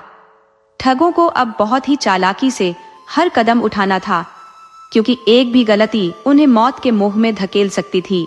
पहला ठग, जो अब एक अनुभवी वैद्य के रूप में सौदागर के घर में प्रवेश कर चुका था, अपनी चालों को और तेज करने में लग गया। उसने अपने साथी से संकेत किया और वे दोनों हवेली के हर कोने को बारीकी से देखने लगे। रात का समय था। हवेली के नौकर थक कर अपने अपने कमरों में चले गए थे। पहरेदार अपनी जगह पर मौजूद थे, लेकिन उनमें से कुछ ऊँघ रहे थे। पहला ठग धीरे से उठा और हवेली की गलियों में घूमने लगा। उसकी नजर चारों ओर थी। हर दरवाजा, हर खिड़की, हर अंधेरा कोना उसे कोई ना कोई सुराग देने वाला था। तभी उसने देखा कि हवेली के पिछले हिस्से में एक भारी दरवाजा था जिस पर मजबूत ताला लगा हुआ था। यह दरवाजा बाकी हिस्सों से अलग लग रहा था, मानो यह किसी गुप्त कक्ष की रक्षा कर रहा हो। दूसरा ठग भी धीरे धीरे उसके पास आ गया। दोनों ने इशारों में बात की और दरवाजे की जांच करने लगे। ताला बहुत ही मजबूत था, जिसे तोड़ना आसान नहीं था, लेकिन ठगों को पता था कि हर ताले की कोई ना कोई चाबी जरूर होती है। उन्हें अब यह पता लगाना था कि यह चाबी किसके पास हो सकती है। उन्होंने अपनी योजना को आगे बढ़ाने के लिए अगले दिन का इंतजार किया। सुबह होते ही पहला ठग फिर से अपने वैद्य के रूप में काम करने लगा। उसने हवेली के नौकरों से दोस्ती बढ़ानी शुरू की ताकि वह उनके बारे में ज्यादा से ज्यादा जानकारी हासिल कर सके। कुछ ही समय में उसे यह पता चल गया कि उस दरवाजे की चाबी सौदागर के सबसे से मंद सेवक के पास थी, जो दिन रात सौदागर के पास ही रहता था। ये काम और भी मुश्किल था, क्योंकि सौदागर को हर चीज का पूरा अंदाजा रहता था और वह किसी पर जल्दी भरोसा नहीं करता था। दूसरा ठग इस दौरान हवेली में घूम घूम कर उसकी बनावट को समझने लगा। उसने देखा कि हवेली के नीचे एक गुप्त तहखाना था जो शायद खजाने तक जाने का रास्ता हो सकता था। ये तहखाना ठगों के चेहरे से पसीना बहने लगा। उन्होंने सपने में भी नहीं सोचा था कि सौदागर इतनी जल्दी उनकी चालाकी को भांप लेगा। चारों ओर तलवारें चमक रही थी और पहरेदार ने उन्हें घेर रखा था। सौदागर की आंखों में वह क्रूरता थी जो किसी भी क्षण मौत का ऐलान कर सकती थी। पहला ठग घबराया नहीं, बल्कि वह तुरंत अपनी चतुराई का इस्तेमाल करने लगा। उसने सौदागर को देखते हुए गहरी सांस ली और कहा, मुझे पता था कि आप बहुत चालाक इंसान हैं, लेकिन क्या आपने कभी यह सोचा है कि अगर हम यहाँ तक पहुँच पाए तो हमारी बुद्धिमानी का स्तर क्या होगा? सौदागर थोड़ा रुका, उसकी भौहें तन गई। ठगों ने देखा कि उनके पास केवल कुछ क्षण का ही समय था जिसमें उन्हें खुद को बचाने का कोई रास्ता निकालना था। दूसरे ठग ने अपनी जेब से एक छोटी सी पुड़िया निकाली और उसे हवा में उछाल दिया। अचानक कक्ष में धुआं फैल गया। ये वही जड़ी बूटी थी जिसे वे अपने बचाव के लिए हमेशा साथ रखते थे। पहरेदार की आंखें जलने लगी, वे खांसने लगे। इसी का फायदा उठाकर दोनों ठग तेजी से संदूक के पास पहुंचे और उसे खोलने की कोशिश करने लगे, लेकिन सौदागर भी कम चालाक नहीं था। उसने अपनी आंखें बंद करके आदेश दिया, दरवाजे बंद कर दो, कोई भी बाहर नहीं जाएगा। अब हालात और भी बुरे हो चुके थे। दरवाजे बंद हो गए। पहरेदार ने खुद को संभाल लिया था और ठगों की हरकतें अब साफ दिखाई देने लगी थी। पहला ठग समझ गया कि अब यहाँ से बचकर निकलने के लिए शारीरिक ताकत के बजाय दिमाग की चालाकी काम आएगी। उसने सौदागर से कहा, अगर हम मर भी गए तो भी तुम्हारा खजाना तुम्हें नहीं मिलेगा, क्योंकि हमने इसके भीतर एक जहर छुपा दिया है। सौदागर चौंक गया। उसने संदूक की ओर देखा और फिर ठगों की ओर। दूसरे ठग ने मौका देखकर एक भारी मशाल उठाई और उसे दीवार पर फेंक दिया। आग की लपटें उठने लगी। हवेली के भीतर अफरा तफरी मच गई। सौदागर के पहरेदार को अब अपनी जान बचाने की फिक्र होने लगी। इसी हंगामे का फायदा उठाकर ठग दोनों भागने लगे, लेकिन सौदागर ने भी हार नहीं मानी। उसने अपने सबसे ताकतवर पहरेदार को ठगों के पीछे दौड़ा दिया। अब खेल केवल दिमाग का नहीं था, बल्कि यह एक जानलेवा दौड़ बन चुकी थी। ठगों को हवेली से बाहर निकलना था, लेकिन हर तरफ पहरेदार तैनात थे। पहला ठग एक कोने में छिप गया और धीरे से अपने साथी को इशारा किया। दूसरा ठग तेजी से भागकर हवेली की छत की ओर चढ़ने लगा। पहरेदार उसके पीछे दौड़ पड़े। जैसे ही उन्होंने उस पर हमला करने के लिए तलवारें उठाई, पहले ठग ने एक भारी रस्सी से लटकर पहरेदार पर झपट्टा मारा और उन्हें गिरा दिया। अब दोनों ठग हवेली की छत पर थे। नीचे गहरी खाई थी और सामने सौदागर अपने तीरंदाज के साथ खड़ा था। सौदागर ने ठगों की ओर तीर चलाने का आदेश दिया। तीर तेजी से उनकी ओर बढ़े, लेकिन उन्होंने छलांग लगा दी। दोनों ठग सीधा हवेली के पिछवाड़े बने तालाब में जा गिरे। पानी के तेज छींटे के साथ वे तुरंत गहरे पानी में समा गए। सौदागर और उसके आदमी तालाब के किनारे आ गए, लेकिन वहां कोई नहीं था। ठगों ने पानी के भीतर सांस रोककर खुद को बचा लिया था। वे धीरे धीरे अंधेरे में छिपते हुए तालाब के किनारे पहुंचे और जंगल की ओर भागने लगे। सौदागर को यकीन नहीं हुआ कि वे इतनी आसानी से बच गए, लेकिन वह जानता था कि यह खेल अभी खत्म नहीं हुआ था। ठगों को यह एहसास हो चुका था कि सौदागर से मुकाबला आसान नहीं होगा। वह जितना चालाक था, उतना ही निर्दय भी। जंगल के अंधेरे में भागते हुए ठगों को एहसास हुआ कि अब उन्हें केवल भागने से कुछ हासिल नहीं होगा। अगर वे सच में इस खजाने को पाना चाहते हैं तो उन्हें सौदागर को हराना होगा। लेकिन कैसे? ठगों के दिमाग में एक नई योजना उभरने लगी। अब यह लड़ाई ठगी की नहीं, बल्कि चतुराई और ताकत की थी। गहरे जंगल में ठगों की सांसें तेज चल रही थी। भागते भागते उनके पैरों में कांटे चुभ गए थे। कपड़े जगह जगह से फट चुके थे, लेकिन उन्होंने पीछे मुड़कर नहीं देखा। सौदागर के आदमी उनके पीछे थे और वे जानते थे कि अगर पकड़ में आ गए तो मौत निश्चित थी। हवा में हल्की ठंडक थी। चारों ओर घना अंधेरा छाया हुआ था और जंगल की रहस्यमयी आवाजें माहौल को और भयावह बना रही थी। पहला ठग एक पुराने बरगद के पीछे छिप गया। और अपने साथी को भी इशारा किया। वे दोनों धीरे धीरे सांस रोककर देख रहे थे कि क्या सौदागर के आदमी अब भी उनके पीछे है या नहीं। अचानक पत्तों की सरसराहट सुनाई दी। उन्होंने झांक कर देखा, 3 आदमी मशाले लिए इधर उधर देख रहे थे। एक आदमी ठगों के छिपने के स्थान के बहुत करीब आ चुका था। ठगों ने अपने दिमाग से खेलना शुरू किया। पहला ठग धीरे धीरे पीछे सरकते हुए एक छोटे से पेड़ के पास गया और उसकी पतली टहनी तोड़कर जंगल में दूसरी दिशा में फेंक दी। जैसे ही टहनी गिरी, पहरेदार का ध्यान उस ओर चला गया। वे तुरंत मशाल लेकर उस दिशा में बढ़े। ठगों ने मौका देखकर तेजी से भागना शुरू किया। उनके पैर जमीन पर हल्के पड़ रहे थे, सांस रोककर भाग रहे थे ताकि कोई आवाज ना हो। लेकिन तभी दूसरा ठग ठोकर खाकर गिर पड़ा। सूखे पत्तों पर उसका गिरना पहरेदार के कानों तक पहुंच गया। वे तुरंत वापस मुड़े और मशालें लहराने लगे। ठगों ने खुद को संभाला और तेजी से दौड़ पड़े। अब यह दौड़ जीवन और मृत्यु के बीच की थी। भागते भागते वे एक गुफा के पास पहुंचे। गुफा के भीतर घना अंधेरा था, लेकिन उनके पास और कोई रास्ता नहीं था। वे अंदर घुस गए और धीरे धीरे भीतर बढ़ने लगे। पहरेदार को अब उनका कोई निशान नहीं मिल रहा था। वे गुफा के बाहर खड़े होकर मशालें घुमाने लगे। एक ने कहा, शायद वे यहीं कहीं छिपे हैं, हमें अंदर जाकर देखना चाहिए। लेकिन दूसरे ने डरते हुए कहा, यह गुफा अभिशप्त है, यहां जाने वाले कभी वापस नहीं आते। ठगों ने यह सुना और राहत की सांस ली, लेकिन उनकी राहत ज्यादा देर तक नहीं रही। गुफा के भीतर हल्की हल्की सरसराहट हो रही थी। कोई उनकी ओर बढ़ रहा था। वे ठहर गए।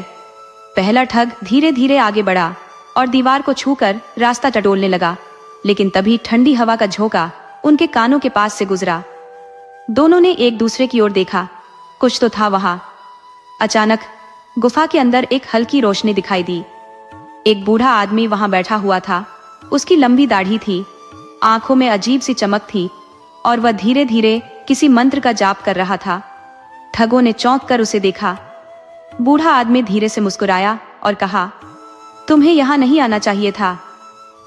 ठगों को लगा कि शायद यह कोई साधु होगा, लेकिन जैसे ही वे उसके करीब गए, बूढ़े ने अपनी आंखें खोली और उनका रंग खून जैसा लाल हो गया। पहले ठग ने तुरंत पीछे हटने की कोशिश की, लेकिन बूढ़े ने अपना हाथ उठाया और अचानक पूरी गुफा में रोशनी फैल गई। वहां चारों ओर अजीब सी आकृतियां थी, जैसे किसी पुरानी सभ्यता के निशान हो। बूढ़ा धीरे से उठा और बोला, तुम्हें खजाना चाहिए है ना? ठग चौंक गए। वे यह नहीं समझ पा रहे थे कि यह बूढ़ा आदमी उनके बारे में सब कुछ कैसे जानता था। बूढ़ी ने आगे कहा, जिस खजाने के लिए तुम अपनी जान जोखिम में डाल रहे हो, वह केवल दौलत नहीं है, बल्कि एक रहस्य है। वह खजाना जिसे सौदागर ने अपने पास रखा है, वह केवल सोना चांदी नहीं, बल्कि एक प्राचीन शक्ति भी है। जो इसे पा लेगा वह अपार शक्ति का मालिक बन सकता है, लेकिन इसके लिए कीमत चुकानी होगी। ठगों की आंखों में लालच चमकने लगा। वे अब केवल दौलत के बारे में नहीं सोच रहे थे, बल्कि उस शक्ति को भी पाना चाहते थे। उन्होंने बूढ़े से पूछा, क्या हमें वह खजाना मिल सकता है? बूढ़े ने उनकी आंखों में झांका और कहा, हाँ, लेकिन एक शर्त है, तुम्हें सौदागर को खत्म करना होगा, क्योंकि जब तक वह जिंदा है तब तक यह खजाना तुम्हारे हाथ नहीं लगेगा। ठगों ने एक दूसरे की ओर देखा। अब उनके सामने 2 रास्ते थे, या तो वे भागते रहे और हमेशा डर में जिए, या फिर सौदागर का सामना करें और खजाने पर हक जमाए। लेकिन सौदागर को हराना आसान नहीं था। वह चालाक भी था और ताकतवर भी। बूढ़े ने धीरे से एक छोटी सी पुड़िया उनकी ओर बढ़ाई और कहा, ये लो, जब सही समय आए इसे हवा में छोड़ देना, ये तुम्हारी सबसे बड़ी ताकत बनेगी। ठगों ने पुड़िया ली और गुफा से बाहर निकल आए। जंगल के बाहर अब अंधेरा गहरा चुका था। ठगों के मन में एक ही विचार था, अब वे शिकार नहीं बल्कि शिकारी बनेंगे। सौदागर को अपनी शक्ति का अहंकार था, लेकिन उसे यह नहीं पता था कि खेल अब बदल चुका है। जंगल के अंधेरे में उनकी आंखों में एक नई चमक थी। उन्होंने फैसला कर लिया था कि यह लड़ाई अब आखिरी होगी। सौदागर ने उन्हें धोखा दिया था, लेकिन अब वे उसे मात देने के लिए तैयार थे। ठग अब केवल ठगी करने वाले चोर नहीं रहे, वे अब खिलाड़ी बन चुके थे और उनका अगला कदम सौदागर के अंत की ओर बढ़ रहा था। गहरी रात थी, जंगल स्याह अंधकार में डूबा हुआ था, लेकिन ठगों की आंखों में एक अलग चमक थी। उनकी चाल में अब पहले जैसी घबराहट नहीं थी। वे जानते थे कि यह उनकी आखिरी जंग होगी और अगर वे सफल हुए तो दौलत, शक्ति और सम्मान उनके कदमों में होगा। अगर असफल हुए तो मौत उनका इंतजार कर रही थी। लेकिन ठग अब डर से परे जा चुके थे। बूढ़े साधु से मिली पुड़िया को कसकर पकड़े वे जंगल के रास्तों से गुजरते हुए सौदागर की हवेली की ओर बढ़ रहे थे। हवेली में रोशनी थी, चारों ओर पहरेदार तैनात थे। अंदर सौदागर अपने तख्त पर बैठा कुछ गिनतियां कर रहा था और उसके चेले चारों ओर खड़े थे, जैसे किसी योजना पर विचार कर रहे हों। ठगों ने हवेली के पीछे की ओर जाकर अपनी योजना को अंतिम रूप दिया। वे जानते थे कि सीधा हमला करना मूर्खता होगी, उन्हें चालाकी से सौदागर तक पहुंचना था। पहला ठग धीरे से दीवार पर चढ़ा और एक खिड़की से भीतर झांका। अंदर सौदागर अपने खास आदमी से बात कर रहा था। ये ठग अब तक मरे क्यों नहीं? सौदागर की आवाज में गुस्सा था। क्या हमारे आदमी इतने नालायक है कि 2 सड़क के छाप ठगों को भी नहीं पकड़ सके? ठग ने मुस्कुराकर अपने साथी की ओर देखा। वे अब पूरी तरह आश्वस्त हो गए थे कि सौदागर के मन में उनके लिए कितना डर बैठ चुका है। दूसरा ठग धीरे धीरे आगे बढ़ा और एक गुप्त दरवाजे की तलाश करने लगा। यह हवेली पुरानी थी और इसमें कई गुप्त रास्ते थे।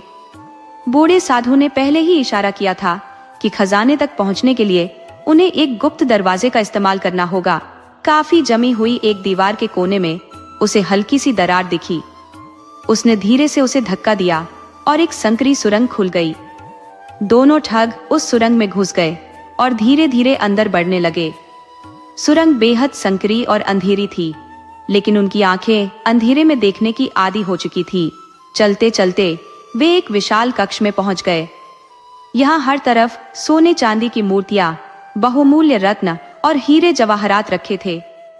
ठगों की आंखें चमक उठी, लेकिन उनकी असली मंजिल अभी बाकी थी। तभी उन्हें एक औरत की धीमी सिसकियां सुनाई दी। उन्होंने ध्यान से देखा। एक कोने में एक युवती जंजीरों से बंधी हुई थी। वह बेहद कमजोर लग रही थी, लेकिन उसकी आंखों में अजीब सी दृढ़ता थी। ठगों ने उसके करीब जाकर पूछा, तुम कौन हो? युवती ने धीरे से कहा, मैं वही हूं जिसकी वजह से यह खजाना आज तक किसी के हाथ नहीं लग सका। ठग चौंक गए। युवती ने आगे कहा, सौदागर ने मुझे बरसों पहले कैद किया था, क्योंकि वह जानता था कि मैं ही इस खजाने की असली रखवाली हूं। पहले ठग ने तुरंत युवती की जंजीरें खोलनी चाहिए, लेकिन तभी गुफा के द्वार पर एक तेज आवाज गूंजी, तो आखिर तुम यहाँ तक पहुंच ही गए। सौदागर अपनी पूरी सेना के साथ वहां खड़ा था। उसके हाथ में एक चमचमाती तलवार थी। तुम्हें लगा कि तुम मुझे मात दे सकते हो? उसकी हंसी हवेली की दीवारों से टकराकर गूंज उठी। ठगों ने एक दूसरे की ओर देखा। अब उनके पास केवल एक ही विकल्प था, युद्ध। ठग अब निराश थे, लेकिन उनके भीतर एक अजीब सी शांति थी। वे अब पहले जैसे नहीं रहे थे। अब वे केवल दौलत के पीछे भागने वाले ठग नहीं थे। उन्होंने जीवन का एक नया अर्थ खोज लिया था। युवती ने उनकी ओर देखा और कहा, अब तुम्हारा सफर खत्म हो चुका है, लेकिन अब तुम्हें यह तय करना होगा कि तुम क्या बनना चाहते हो, फिर से ठग या कुछ और? ठगों ने एक दूसरे की ओर देखा और फिर धीरे धीरे जंगल की ओर बढ़ गए। हवेली धूल में मिल चुकी थी। सौदागर का अंत हो चुका था और अब उनका भविष्य उनके हाथ में था। इस प्रकार 2 ठगों की कहानी एक नए मोड़ पर आकर समाप्त होती है, जहां वे अपनी पुरानी पहचान को पीछे छोड़कर एक नई शुरुआत की ओर बढ़ते हैं।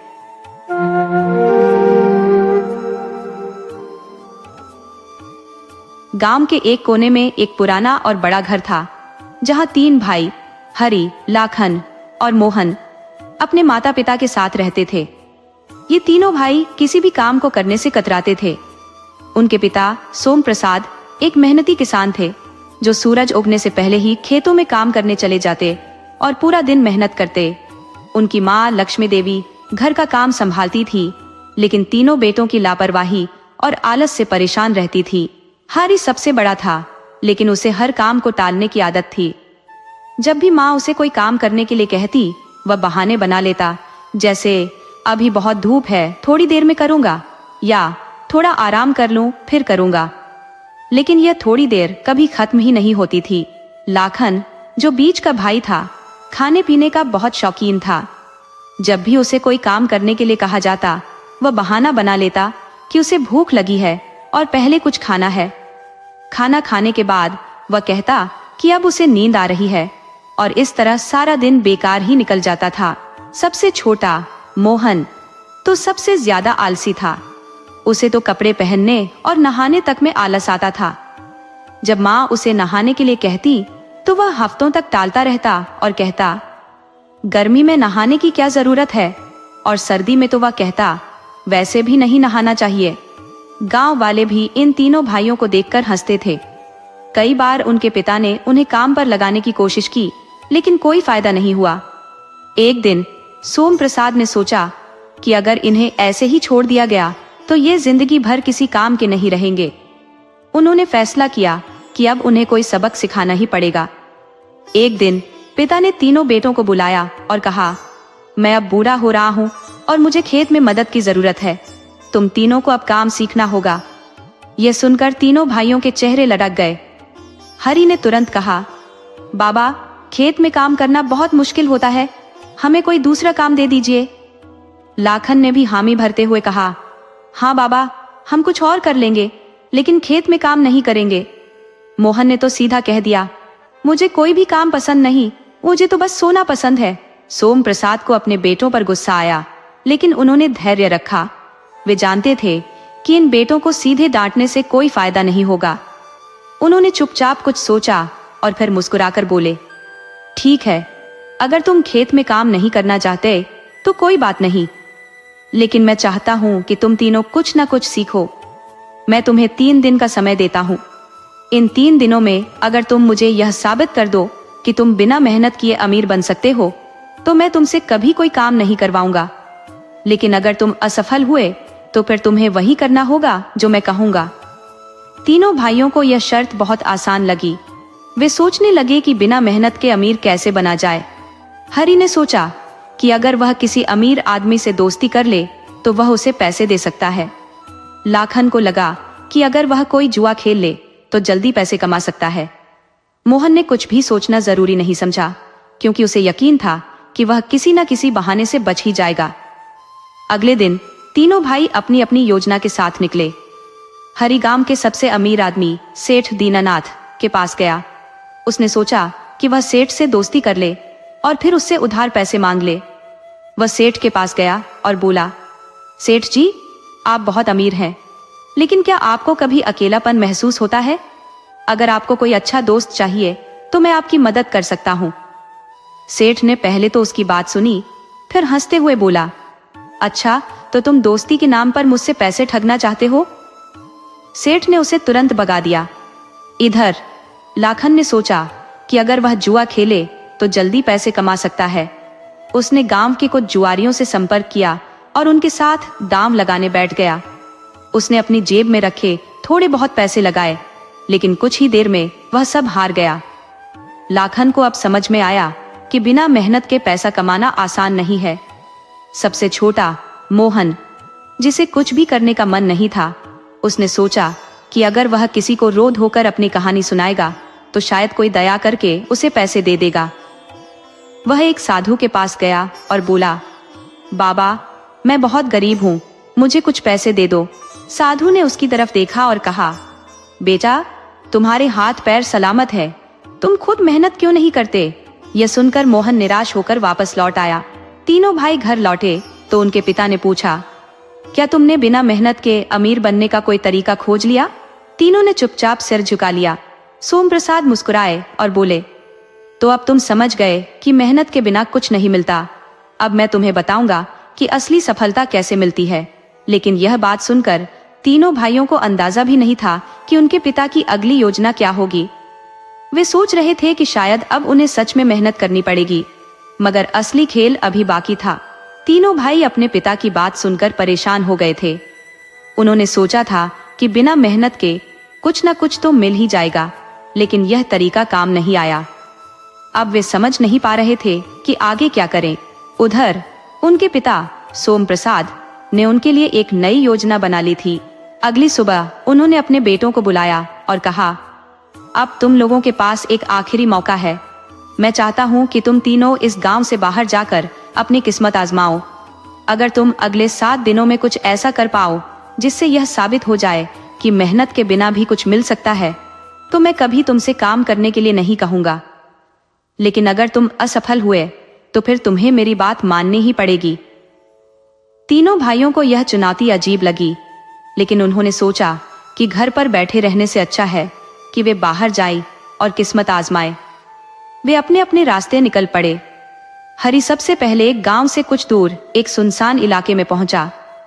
वहां एक पुराना मंदिर था जिसके बारे में कहा जाता था कि वहां एक साधु रहते हैं जो हर सवाल का जवाब जानते हैं। हरी ने सोचा कि अगर वह साधु से कोई चमत्कारी उपाय पूछ ले तो शायद उसे मेहनत के बिना धन मिल जाए। वह मंदिर के अंदर गया तो देखा कि वहां एक बूढ़े साधु तपस्या कर रहे थे। हरी ने हाथ जोड़कर कहा, बाबा, मैं बिना मेहनत के अमीर बनना चाहता हूँ, क्या आप मेरी मदद कर सकते हैं? साधु ने धीरे से आंखें खोली और बोले, बेटा, संसार में कुछ भी बिना मेहनत के नहीं मिलता, लेकिन अगर तुम्हें सच में कोई रास्ता चाहिए तो तुम पहाड़ी के उस पार जाओ। वहां तुम्हें एक रहस्यमयी दरवाजा मिलेगा।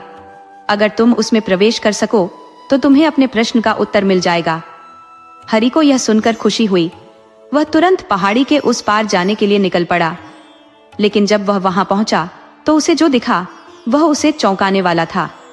वहां सच में एक बड़ा पत्थर का दरवाजा था, लेकिन उसके पास जाने की हिम्मत किसी में नहीं थी। उधर लाखन गांव के बाजार में घूम रहा था। उसे एक अजीब सा आदमी मिला जो लोगों को सोने का सपना दिखा रहा था। वह कह रहा था कि उसके पास एक ऐसा जादुई पत्थर है जिससे कोई भी चीज सोने में बदल सकती है। लाखन को लगा कि यही वह मौका है जिसका वह इंतजार कर रहा था। उसने उस आदमी से पूछा, क्या यह सच है कि तुम्हारा पत्थर किसी भी चीज को सोने में बदल सकता है? आदमी ने मुस्कुराकर कहा, बिल्कुल, लेकिन यह पत्थर मैं किसी को मुफ्त में नहीं देता। इसे पाने के लिए तुम्हें एक परीक्षा देनी होगी। अगर तुम मेरी परीक्षा में सफल हो गए तो यह पत्थर तुम्हारा होगा। लाखन को यह सुनकर डर तो लगा, लेकिन उसने सोचा कि अगर यह सच हुआ तो वह बिना मेहनत के अमीर बन सकता है।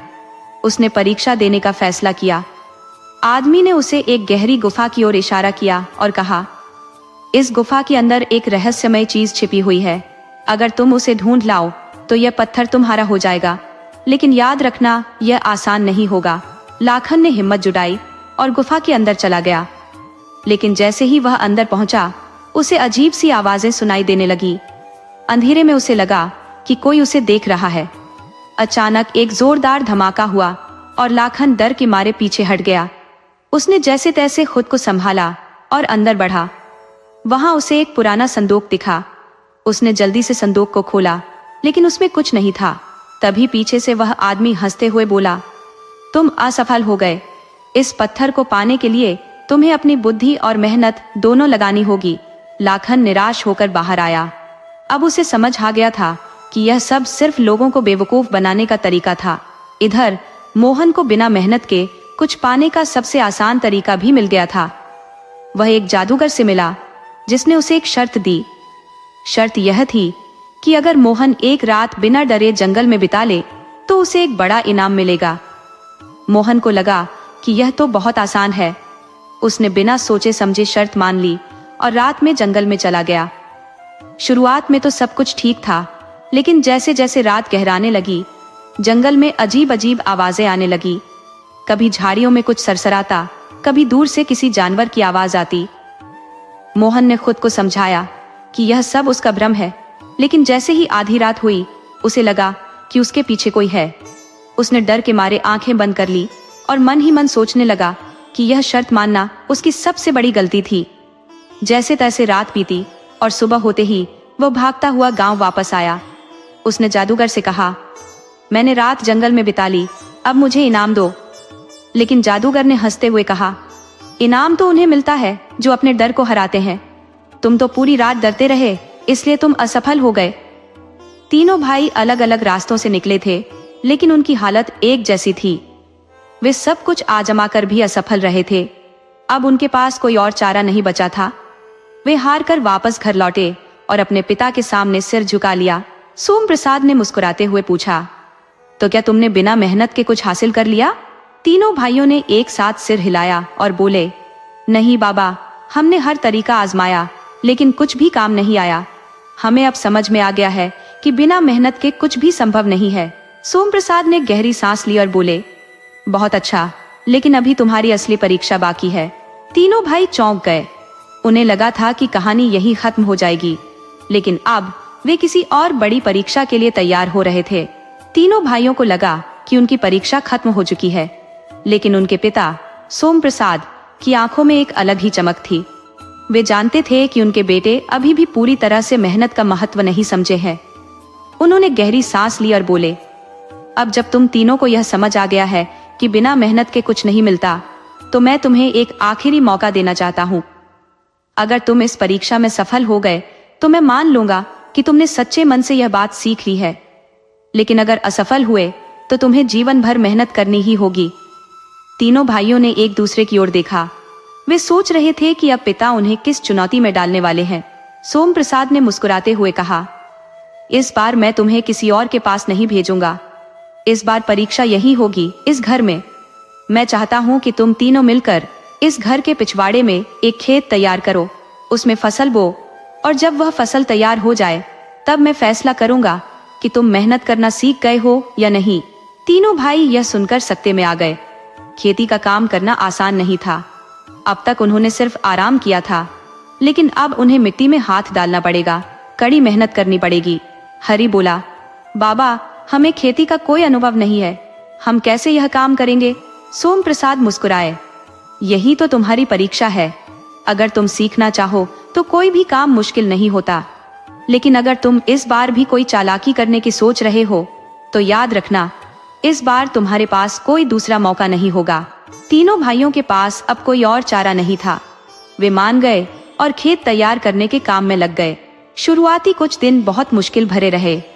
हरि, लाखन और मोहन को खेती का कोई अनुभव नहीं था, इसलिए वे जल्दी थक जाते थे। सूरज की तेज धूप में उनका काम करना मुश्किल हो रहा था। उनके हाथों में छाले पड़ गए थे, लेकिन फिर भी वे काम कर रहे थे। धीरे धीरे वे सीखने लगे कि किस तरह मिट्टी तैयार करनी होती है, बीज कैसे बोए जाते हैं और पौधों की देखभाल कैसे की जाती है। लेकिन जैसे जैसे समय बीत रहा था, उनकी मेहनत रंग लाने लगी। बीज अंकुरित होने लगे और पौधे धीरे धीरे बड़े होने लगे। अब तीनों भाइयों को इस काम में मजा आने लगा। वे हर रोज सुबह जल्दी उठते और खेत में काम करते। वे यह भी सीख गए थे कि किस समय पानी देना सही होता है और किस तरह से पौधों की देखभाल करनी चाहिए। लेकिन तभी एक बड़ी समस्या आ गई। एक रात जब तीनों सो रहे थे तो अचानक आसमान में घने बादल छा गए। तेज हवा चलने लगी और बिजली कड़कने लगी। देखते ही देखते जोरदार बारिश शुरू हो गई। अगली सुबह जब तीनों भाई खेत पहुंचे तो उनका दिल टूट गया। आधे से ज्यादा फसल खराब हो चुकी थी। पानी की तेज धार ने कई पौधों को उखाड़ फेंका था और मिट्टी बह गई थी। तीनों को बहुत दुख हुआ। इतने दिनों की मेहनत पानी में बह गई थी। मोहन ने निराश होकर कहा, अब क्या फायदा? हमने इतनी मेहनत की लेकिन सब बेकार चला गया। हमें तो लगता था कि मेहनत करने से कुछ मिलेगा, लेकिन यहाँ तो सब कुछ खत्म हो गया। लाखन ने भी दुखी होकर सिर हिला दिया। हाँ, लगता है कि हमारा भाग्य ही खराब है। मेहनत करने के बाद भी हम हार गए। लेकिन हरि ने गहरी सांस ली और कहा, नहीं, हमें हार नहीं माननी चाहिए। बाबा ने हमें यह काम सौंपा था ताकि हम सीखें, और हमने एक चीज तो सीख ही ली है। अगर हम हिम्मत हार गए तो हमें कभी कुछ नहीं मिलेगा। हमें दोबारा शुरू करना होगा। मोहन और लाखन ने उसकी बात सुनी और सोचा कि वह सही कह रहा है। उन्होंने ठान लिया कि वे दोबारा कोशिश करेंगे। इस बार उन्होंने और ज्यादा मेहनत की। उन्होंने मिट्टी को फिर से तैयार किया, बीज फिर से बोए और पौधों का अच्छे से ध्यान रखा। उन्होंने बारिश से बचने के उपाय भी सोचे और खेत के चारों ओर नाले बना दिए ताकि पानी बहकर निकल जाए और उनकी फसल बर्बाद ना हो। धीरे धीरे उनकी मेहनत रंग लाई। कुछ महीनों बाद खेत में लहलहाती फसल तैयार हो गई। जब सोम प्रसाद ने यह देखा तो उनकी आंखों में गर्व की चमक आ गई। उन्होंने अपने बेटों को गले लगाया और कहा, आज मुझे खुशी हो रही है कि तुम लोगों ने मेहनत का असली मतलब समझ लिया। तुमने सिर्फ फसल नहीं उगाई बल्कि खुद को भी बदल लिया है। अब तुम सच में मेहनती बन गए हो। तीनों भाई मुस्कुराए। उन्हें पहली बार एहसास हुआ कि मेहनत का असली आनंद क्या होता है। ये सिर्फ काम करने की मजबूरी नहीं, बल्कि एक उपलब्धि का एहसास भी था। अब उनके मन में कोई आलस नहीं बचा था। वे समझ गए थे कि मेहनत ही जीवन का असली आधार है। तीनों भाइयों ने मेहनत करने की आदत डाल ली थी, लेकिन अब उन्हें एक नई चुनौती का सामना करना था। खेत में काम करने के बाद उन्हें समझ आ गया था कि मेहनत से ही सफलता मिलती है, लेकिन क्या वे इसे अपने जीवन का हिस्सा बना सकते थे? सोम प्रसाद को अभी भी संदेह था कि उनके बेटे सिर्फ परीक्षा पास करने के लिए मेहनत कर रहे हैं या सच में बदल गए हैं। उन्होंने फैसला किया कि उन्हें एक और चुनौती देनी चाहिए, एक ऐसी चुनौती जो उनकी सोच को पूरी तरह से बदल दे। एक दिन उन्होंने तीनों भाइयों को बुलाया और कहा, तुम लोगों ने खेत में मेहनत की, फसल उगाई और मुझे यह दिखाया कि तुम मेहनत कर सकते हो, लेकिन क्या तुम अब भी मेहनत करना जारी रखोगे जब तुम्हें कोई मजबूरी ना हो? हरि, लाखन और मोहन एक दूसरे की ओर देखने लगे। वे समझ नहीं पाए कि पिता का इशारा किस तरफ है। सोम प्रसाद ने अपनी बात को स्पष्ट करते हुए कहा, अब मैं तुम लोगों को इस घर से कुछ दिनों के लिए बाहर भेजना चाहता हूँ। तुम्हें अपने दम पर रहना होगा, अपने लिए कमाना होगा और बिना किसी सहारे के खुद को साबित करना होगा। अगर तुमने यह कर लिया तो मैं मान लूंगा कि तुम सच में बदल चुके हो, लेकिन अगर असफल हुए तो तुम्हें हमेशा के लिए इस घर से निकलना पड़ेगा। तीनों भाइयों को यह सुनकर झटका लगा। उन्होंने सोचा कि अब तक की परीक्षा ही काफी कठिन थी, लेकिन यह तो और भी मुश्किल थी। हरि ने हिम्मत दिखाते हुए कहा, ठीक है बाबा, हम यह चुनौती स्वीकार करते हैं। सोम प्रसाद ने तीनों को थोड़े पैसे दिए और कहा कि वे अपने दम पर कमाई करें और 1 महीने बाद लौट कर दिखाएं कि वे कैसे गुजारे। तीनों भाइयों ने अपने अपने रास्ते चुने। हरि एक दूसरे गांव चला गया, जहां उसे एक बढ़ई की दुकान पर काम मिल गया। शुरुआत में उसे सिर्फ लकड़ी काटने और सफाई करने का काम दिया गया। ये काम मुश्किल था, लेकिन उसने बिना शिकायत किए इसे किया। धीरे धीरे बढ़ई ने देखा कि हरि मेहनती है और उसने उसे कारीगरी सिखानी शुरू कर दी। कुछ हफ्तों में ही हरि ने लकड़ी काटने, छीलने और खूबसूरत सामान बनाने की कला सीख ली। अब वह बढ़ई के लिए अच्छी कमाई करने लगा। लाखन ने एक कस्बे में जाकर नौकरी की तलाश की। उसे एक हलवाई की दुकान पर काम मिल गया, जहां उसे मिठाइयां बनाने का काम सिखाया गया। शुरुआत में उसे सिर्फ बर्तन धोने और सफाई करने का काम मिला, लेकिन वह धैर्य से सब सीखता रहा। धीरे धीरे उसने देखा कि हलवाई कैसे मिठाइयां बनाता है और उसने खुद भी कोशिश करनी शुरू कर दी। कुछ ही दिनों में उसने इतनी अच्छी मिठाइयां बनानी सीख ली कि हलवाई ने उसे अपनी दुकान में एक स्थायी नौकरी दे दी। मोहन को सबसे ज्यादा संघर्ष करना पड़ा। वह आलसी स्वभाव का था और मेहनत से बचने की कोशिश करता था। उसने कई जगह नौकरी ढूंढी, लेकिन हर जगह उसे कड़ी मेहनत करनी पड़ती, जिससे वह बचना चाहता था। उसने सोचा कि अगर वह कोई आसान तरीका ढूंढ सके तो बिना ज्यादा मेहनत के पैसे कमा सकता है। एक दिन उसने देखा कि कुछ लोग सड़क के किनारे करतब दिखाकर पैसे कमा रहे थे। उसने सोचा कि यह तो आसान तरीका है और उसने भी एक साधारण सा खेल दिखाने की कोशिश की, लेकिन उसे यह काम करना नहीं आता था, इसलिए लोग उसकी ओर ध्यान ही नहीं दे रहे थे। कई दिन गुजर गए और उसके पास खाने तक के पैसे नहीं बचे। अब उसे समझ आ गया कि मेहनत से बचने का कोई शॉर्टकट नहीं है। उसने एक मजदूर से मदद मांगी और निर्माण कार्य में काम करने लगा। ये काम बहुत कठिन था, लेकिन उसके पास कोई और चारा नहीं था। धीरे धीरे उसने भी काम सीख लिया और मेहनत करने लगा। तीनों भाई 1 महीने बाद अपने गांव लौटे। हरि और लाखन तो खुश और आत्मविश्वास से भरे हुए थे, लेकिन मोहन अब भी थोड़ा घबराया हुआ था। उसने कठिनाइयों का सामना किया था, लेकिन अब वह समझ चुका था कि बिना मेहनत के कुछ नहीं मिलता। सोम प्रसाद ने जब अपने बेटों की कहानियां सुनी तो उनकी आंखों में गर्व की चमक आ गई। उन्होंने देखा कि अब उनके बेटे सच में बदल चुके थे। उन्होंने मेहनत का मूल्य समझ लिया था और अब वे आलसी नहीं रहे थे। सोम प्रसाद ने तीनों को गले लगाया और कहा, आज मुझे गर्व है कि मेरे बेटे अब आलसी नहीं है। अब तुम सच में मेहनती बन गए हो। तीनों भाइयों ने एक दूसरे की ओर देखा और मुस्कुरा दिए।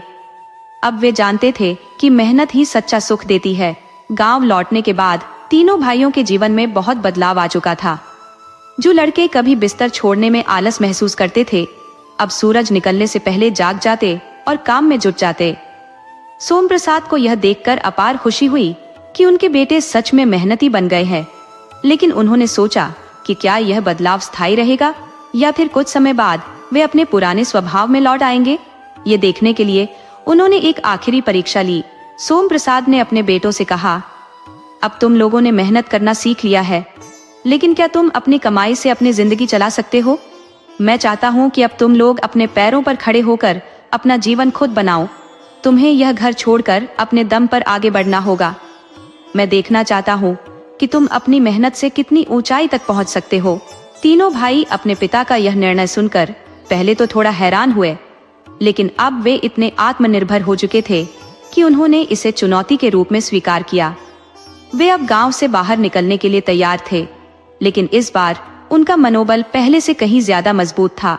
हरी ने अपने बढ़ईगिरी के हुनर को और निखारने के लिए शहर जाने का फैसला किया। उसने सुना था कि शहर में लकड़ी के बढ़िया फर्नीचर की काफी मांग है। वह शहर पहुंचा और एक बड़े फर्नीचर व्यापारी के पास काम करने लगा। वह अपने हाथों से इतने सुंदर और मजबूत फर्नीचर बनाने लगा कि जल्द ही लोग उसकी कारीगरी की तारीफ करने लगे। धीरे धीरे उसने अपनी खुद की एक छोटी दुकान खोल ली और उसका नाम होने लगा। लाखन ने मिठाइयाँ बनाने में अपनी रुचि को आगे बढ़ाने का फैसला किया। उसने सोचा कि अगर वह अपने खुद के हाथ से बनी मिठाइयाँ बेच सके तो इससे उसका नाम हो सकता है। उसने गांव में ही एक छोटी सी दुकान खोली और अपनी अनोखी मिठाइयों की वजह से जल्द ही उसका व्यापार चल निकला। उसकी दुकान की मिठाइयाँ इतनी स्वादिष्ट होती थी कि लोग दूर दूर से खरीदने आते। वह अब सिर्फ गांव में ही नहीं बल्कि आसपास के कस्बों में भी मशहूर हो गया था। मोहन को अपनी गलती का एहसास हो चुका था कि उसने हमेशा आसान रास्ता ढूंढने की कोशिश की थी। अब उसने फैसला किया कि वह किसी शॉर्टकट की तलाश नहीं करेगा, बल्कि मेहनत से अपना भविष्य बनाएगा। उसने निर्माण कार्य में अपनी रुचि विकसित कर ली थी और उसने एक ठेकेदार के अधीन काम करना शुरू किया। धीरे धीरे उसने निर्माण का पूरा काम सीख लिया और कुछ वर्षों में खुद ठेकेदारी करने लगा। अब वह एक सफल ठेकेदार बन गया था और लोग उसकी ईमानदारी और मेहनत की बहुत तारीफ करने लगे थे। समय बीतता गया। तीनों भाइयों ने अपनी अपनी मेहनत से एक अच्छी जिंदगी बना ली थी। वे पहले से कहीं ज्यादा आत्मनिर्भर और जिम्मेदार बन चुके थे। कुछ वर्षों बाद वे अपने माता पिता से मिलने गांव लौटे। जब सोम प्रसाद ने देखा कि उनके तीनों बेटे अब सफल और मेहनती बन गए हैं, तो उनकी आंखों में खुशी के आंसू आ गए। उन्होंने अपने बेटों को गले लगाया और कहा, मुझे आज तुम पर गर्व है। तुमने साबित कर दिया कि मेहनत ही सबसे बड़ी ताकत होती है। जब तक तुम मेहनत करते रहोगे, तब तक तुम कभी असफल नहीं हो सकते। तीनों भाइयों ने भी अपने पिता के चरण स्पर्श किए और कहा, आपकी सिखाई हुई बातों ने ही हमें इस मुकाम तक पहुंचाया है। अगर आप हमें मेहनत करने की सीख ना देते तो आज भी हम आलसी होते और अपनी जिंदगी बर्बाद कर चुके होते। गांव के लोग भी यह देखकर चकित थे कि जो तीन भाई कभी सबसे बड़े आलसी हुआ करते थे, वे अब गांव के सबसे सफल और मेहनती इंसान बन चुके थे। लोग उनकी कहानियां सुनकर अपने बच्चों को मेहनत करने की सीख देने लगे। इस तरह तीनों भाइयों की जिंदगी पूरी तरह से बदल चुकी थी। वे अब अपने अपने क्षेत्र में सफलता की नई ऊंचाइयों तक पहुंच चुके थे। लेकिन एक चीज जो नहीं बदली थी, वह थी उनकी मेहनत और लगन। वे अब जानते थे कि जीवन में कुछ भी हासिल करना है तो आलस को त्याग कर परिश्रम का रास्ता अपनाना ही एकमात्र उपाय है। इस कहानी से हमें यह सीख मिलती है कि जीवन में सफलता का कोई शॉर्टकट नहीं होता। जो लोग मेहनत से भागते हैं वे जीवन में कभी आगे नहीं बढ़ पाते, लेकिन जो श्रम को अपनाते हैं वे हर कठिनाई को पार करके अपनी मंजिल तक पहुंचते हैं। तीनों भाइयों ने आलस को त्याग कर यह साबित कर दिया कि मेहनत और लगन से कुछ भी संभव है। अगर हम अपने जीवन में बदलाव लाना चाहते हैं तो हमें भी आलस को छोड़कर कड़ी मेहनत करनी होगी। सफलता केवल उन्हीं को मिलती है जो अपने लक्ष्य के प्रति समर्पित रहते हैं और हर परिस्थिति में डटे रहते हैं। यह कहानी हमें यह भी सिखाती है कि माता पिता की सीख और अनुशासन जीवन को सही दिशा में ले जाने में बहुत महत्वपूर्ण भूमिका निभाते हैं। अगर वे समय पर अपने बच्चों को सही राह दिखाएं तो उनका भविष्य उज्जवल हो सकता है। अतः हमें हमेशा मेहनत, लगन और ईमानदारी से अपने लक्ष्य की ओर बढ़ना चाहिए, क्योंकि यही 3 गुण हमें असली सफलता और सम्मान दिलाते हैं।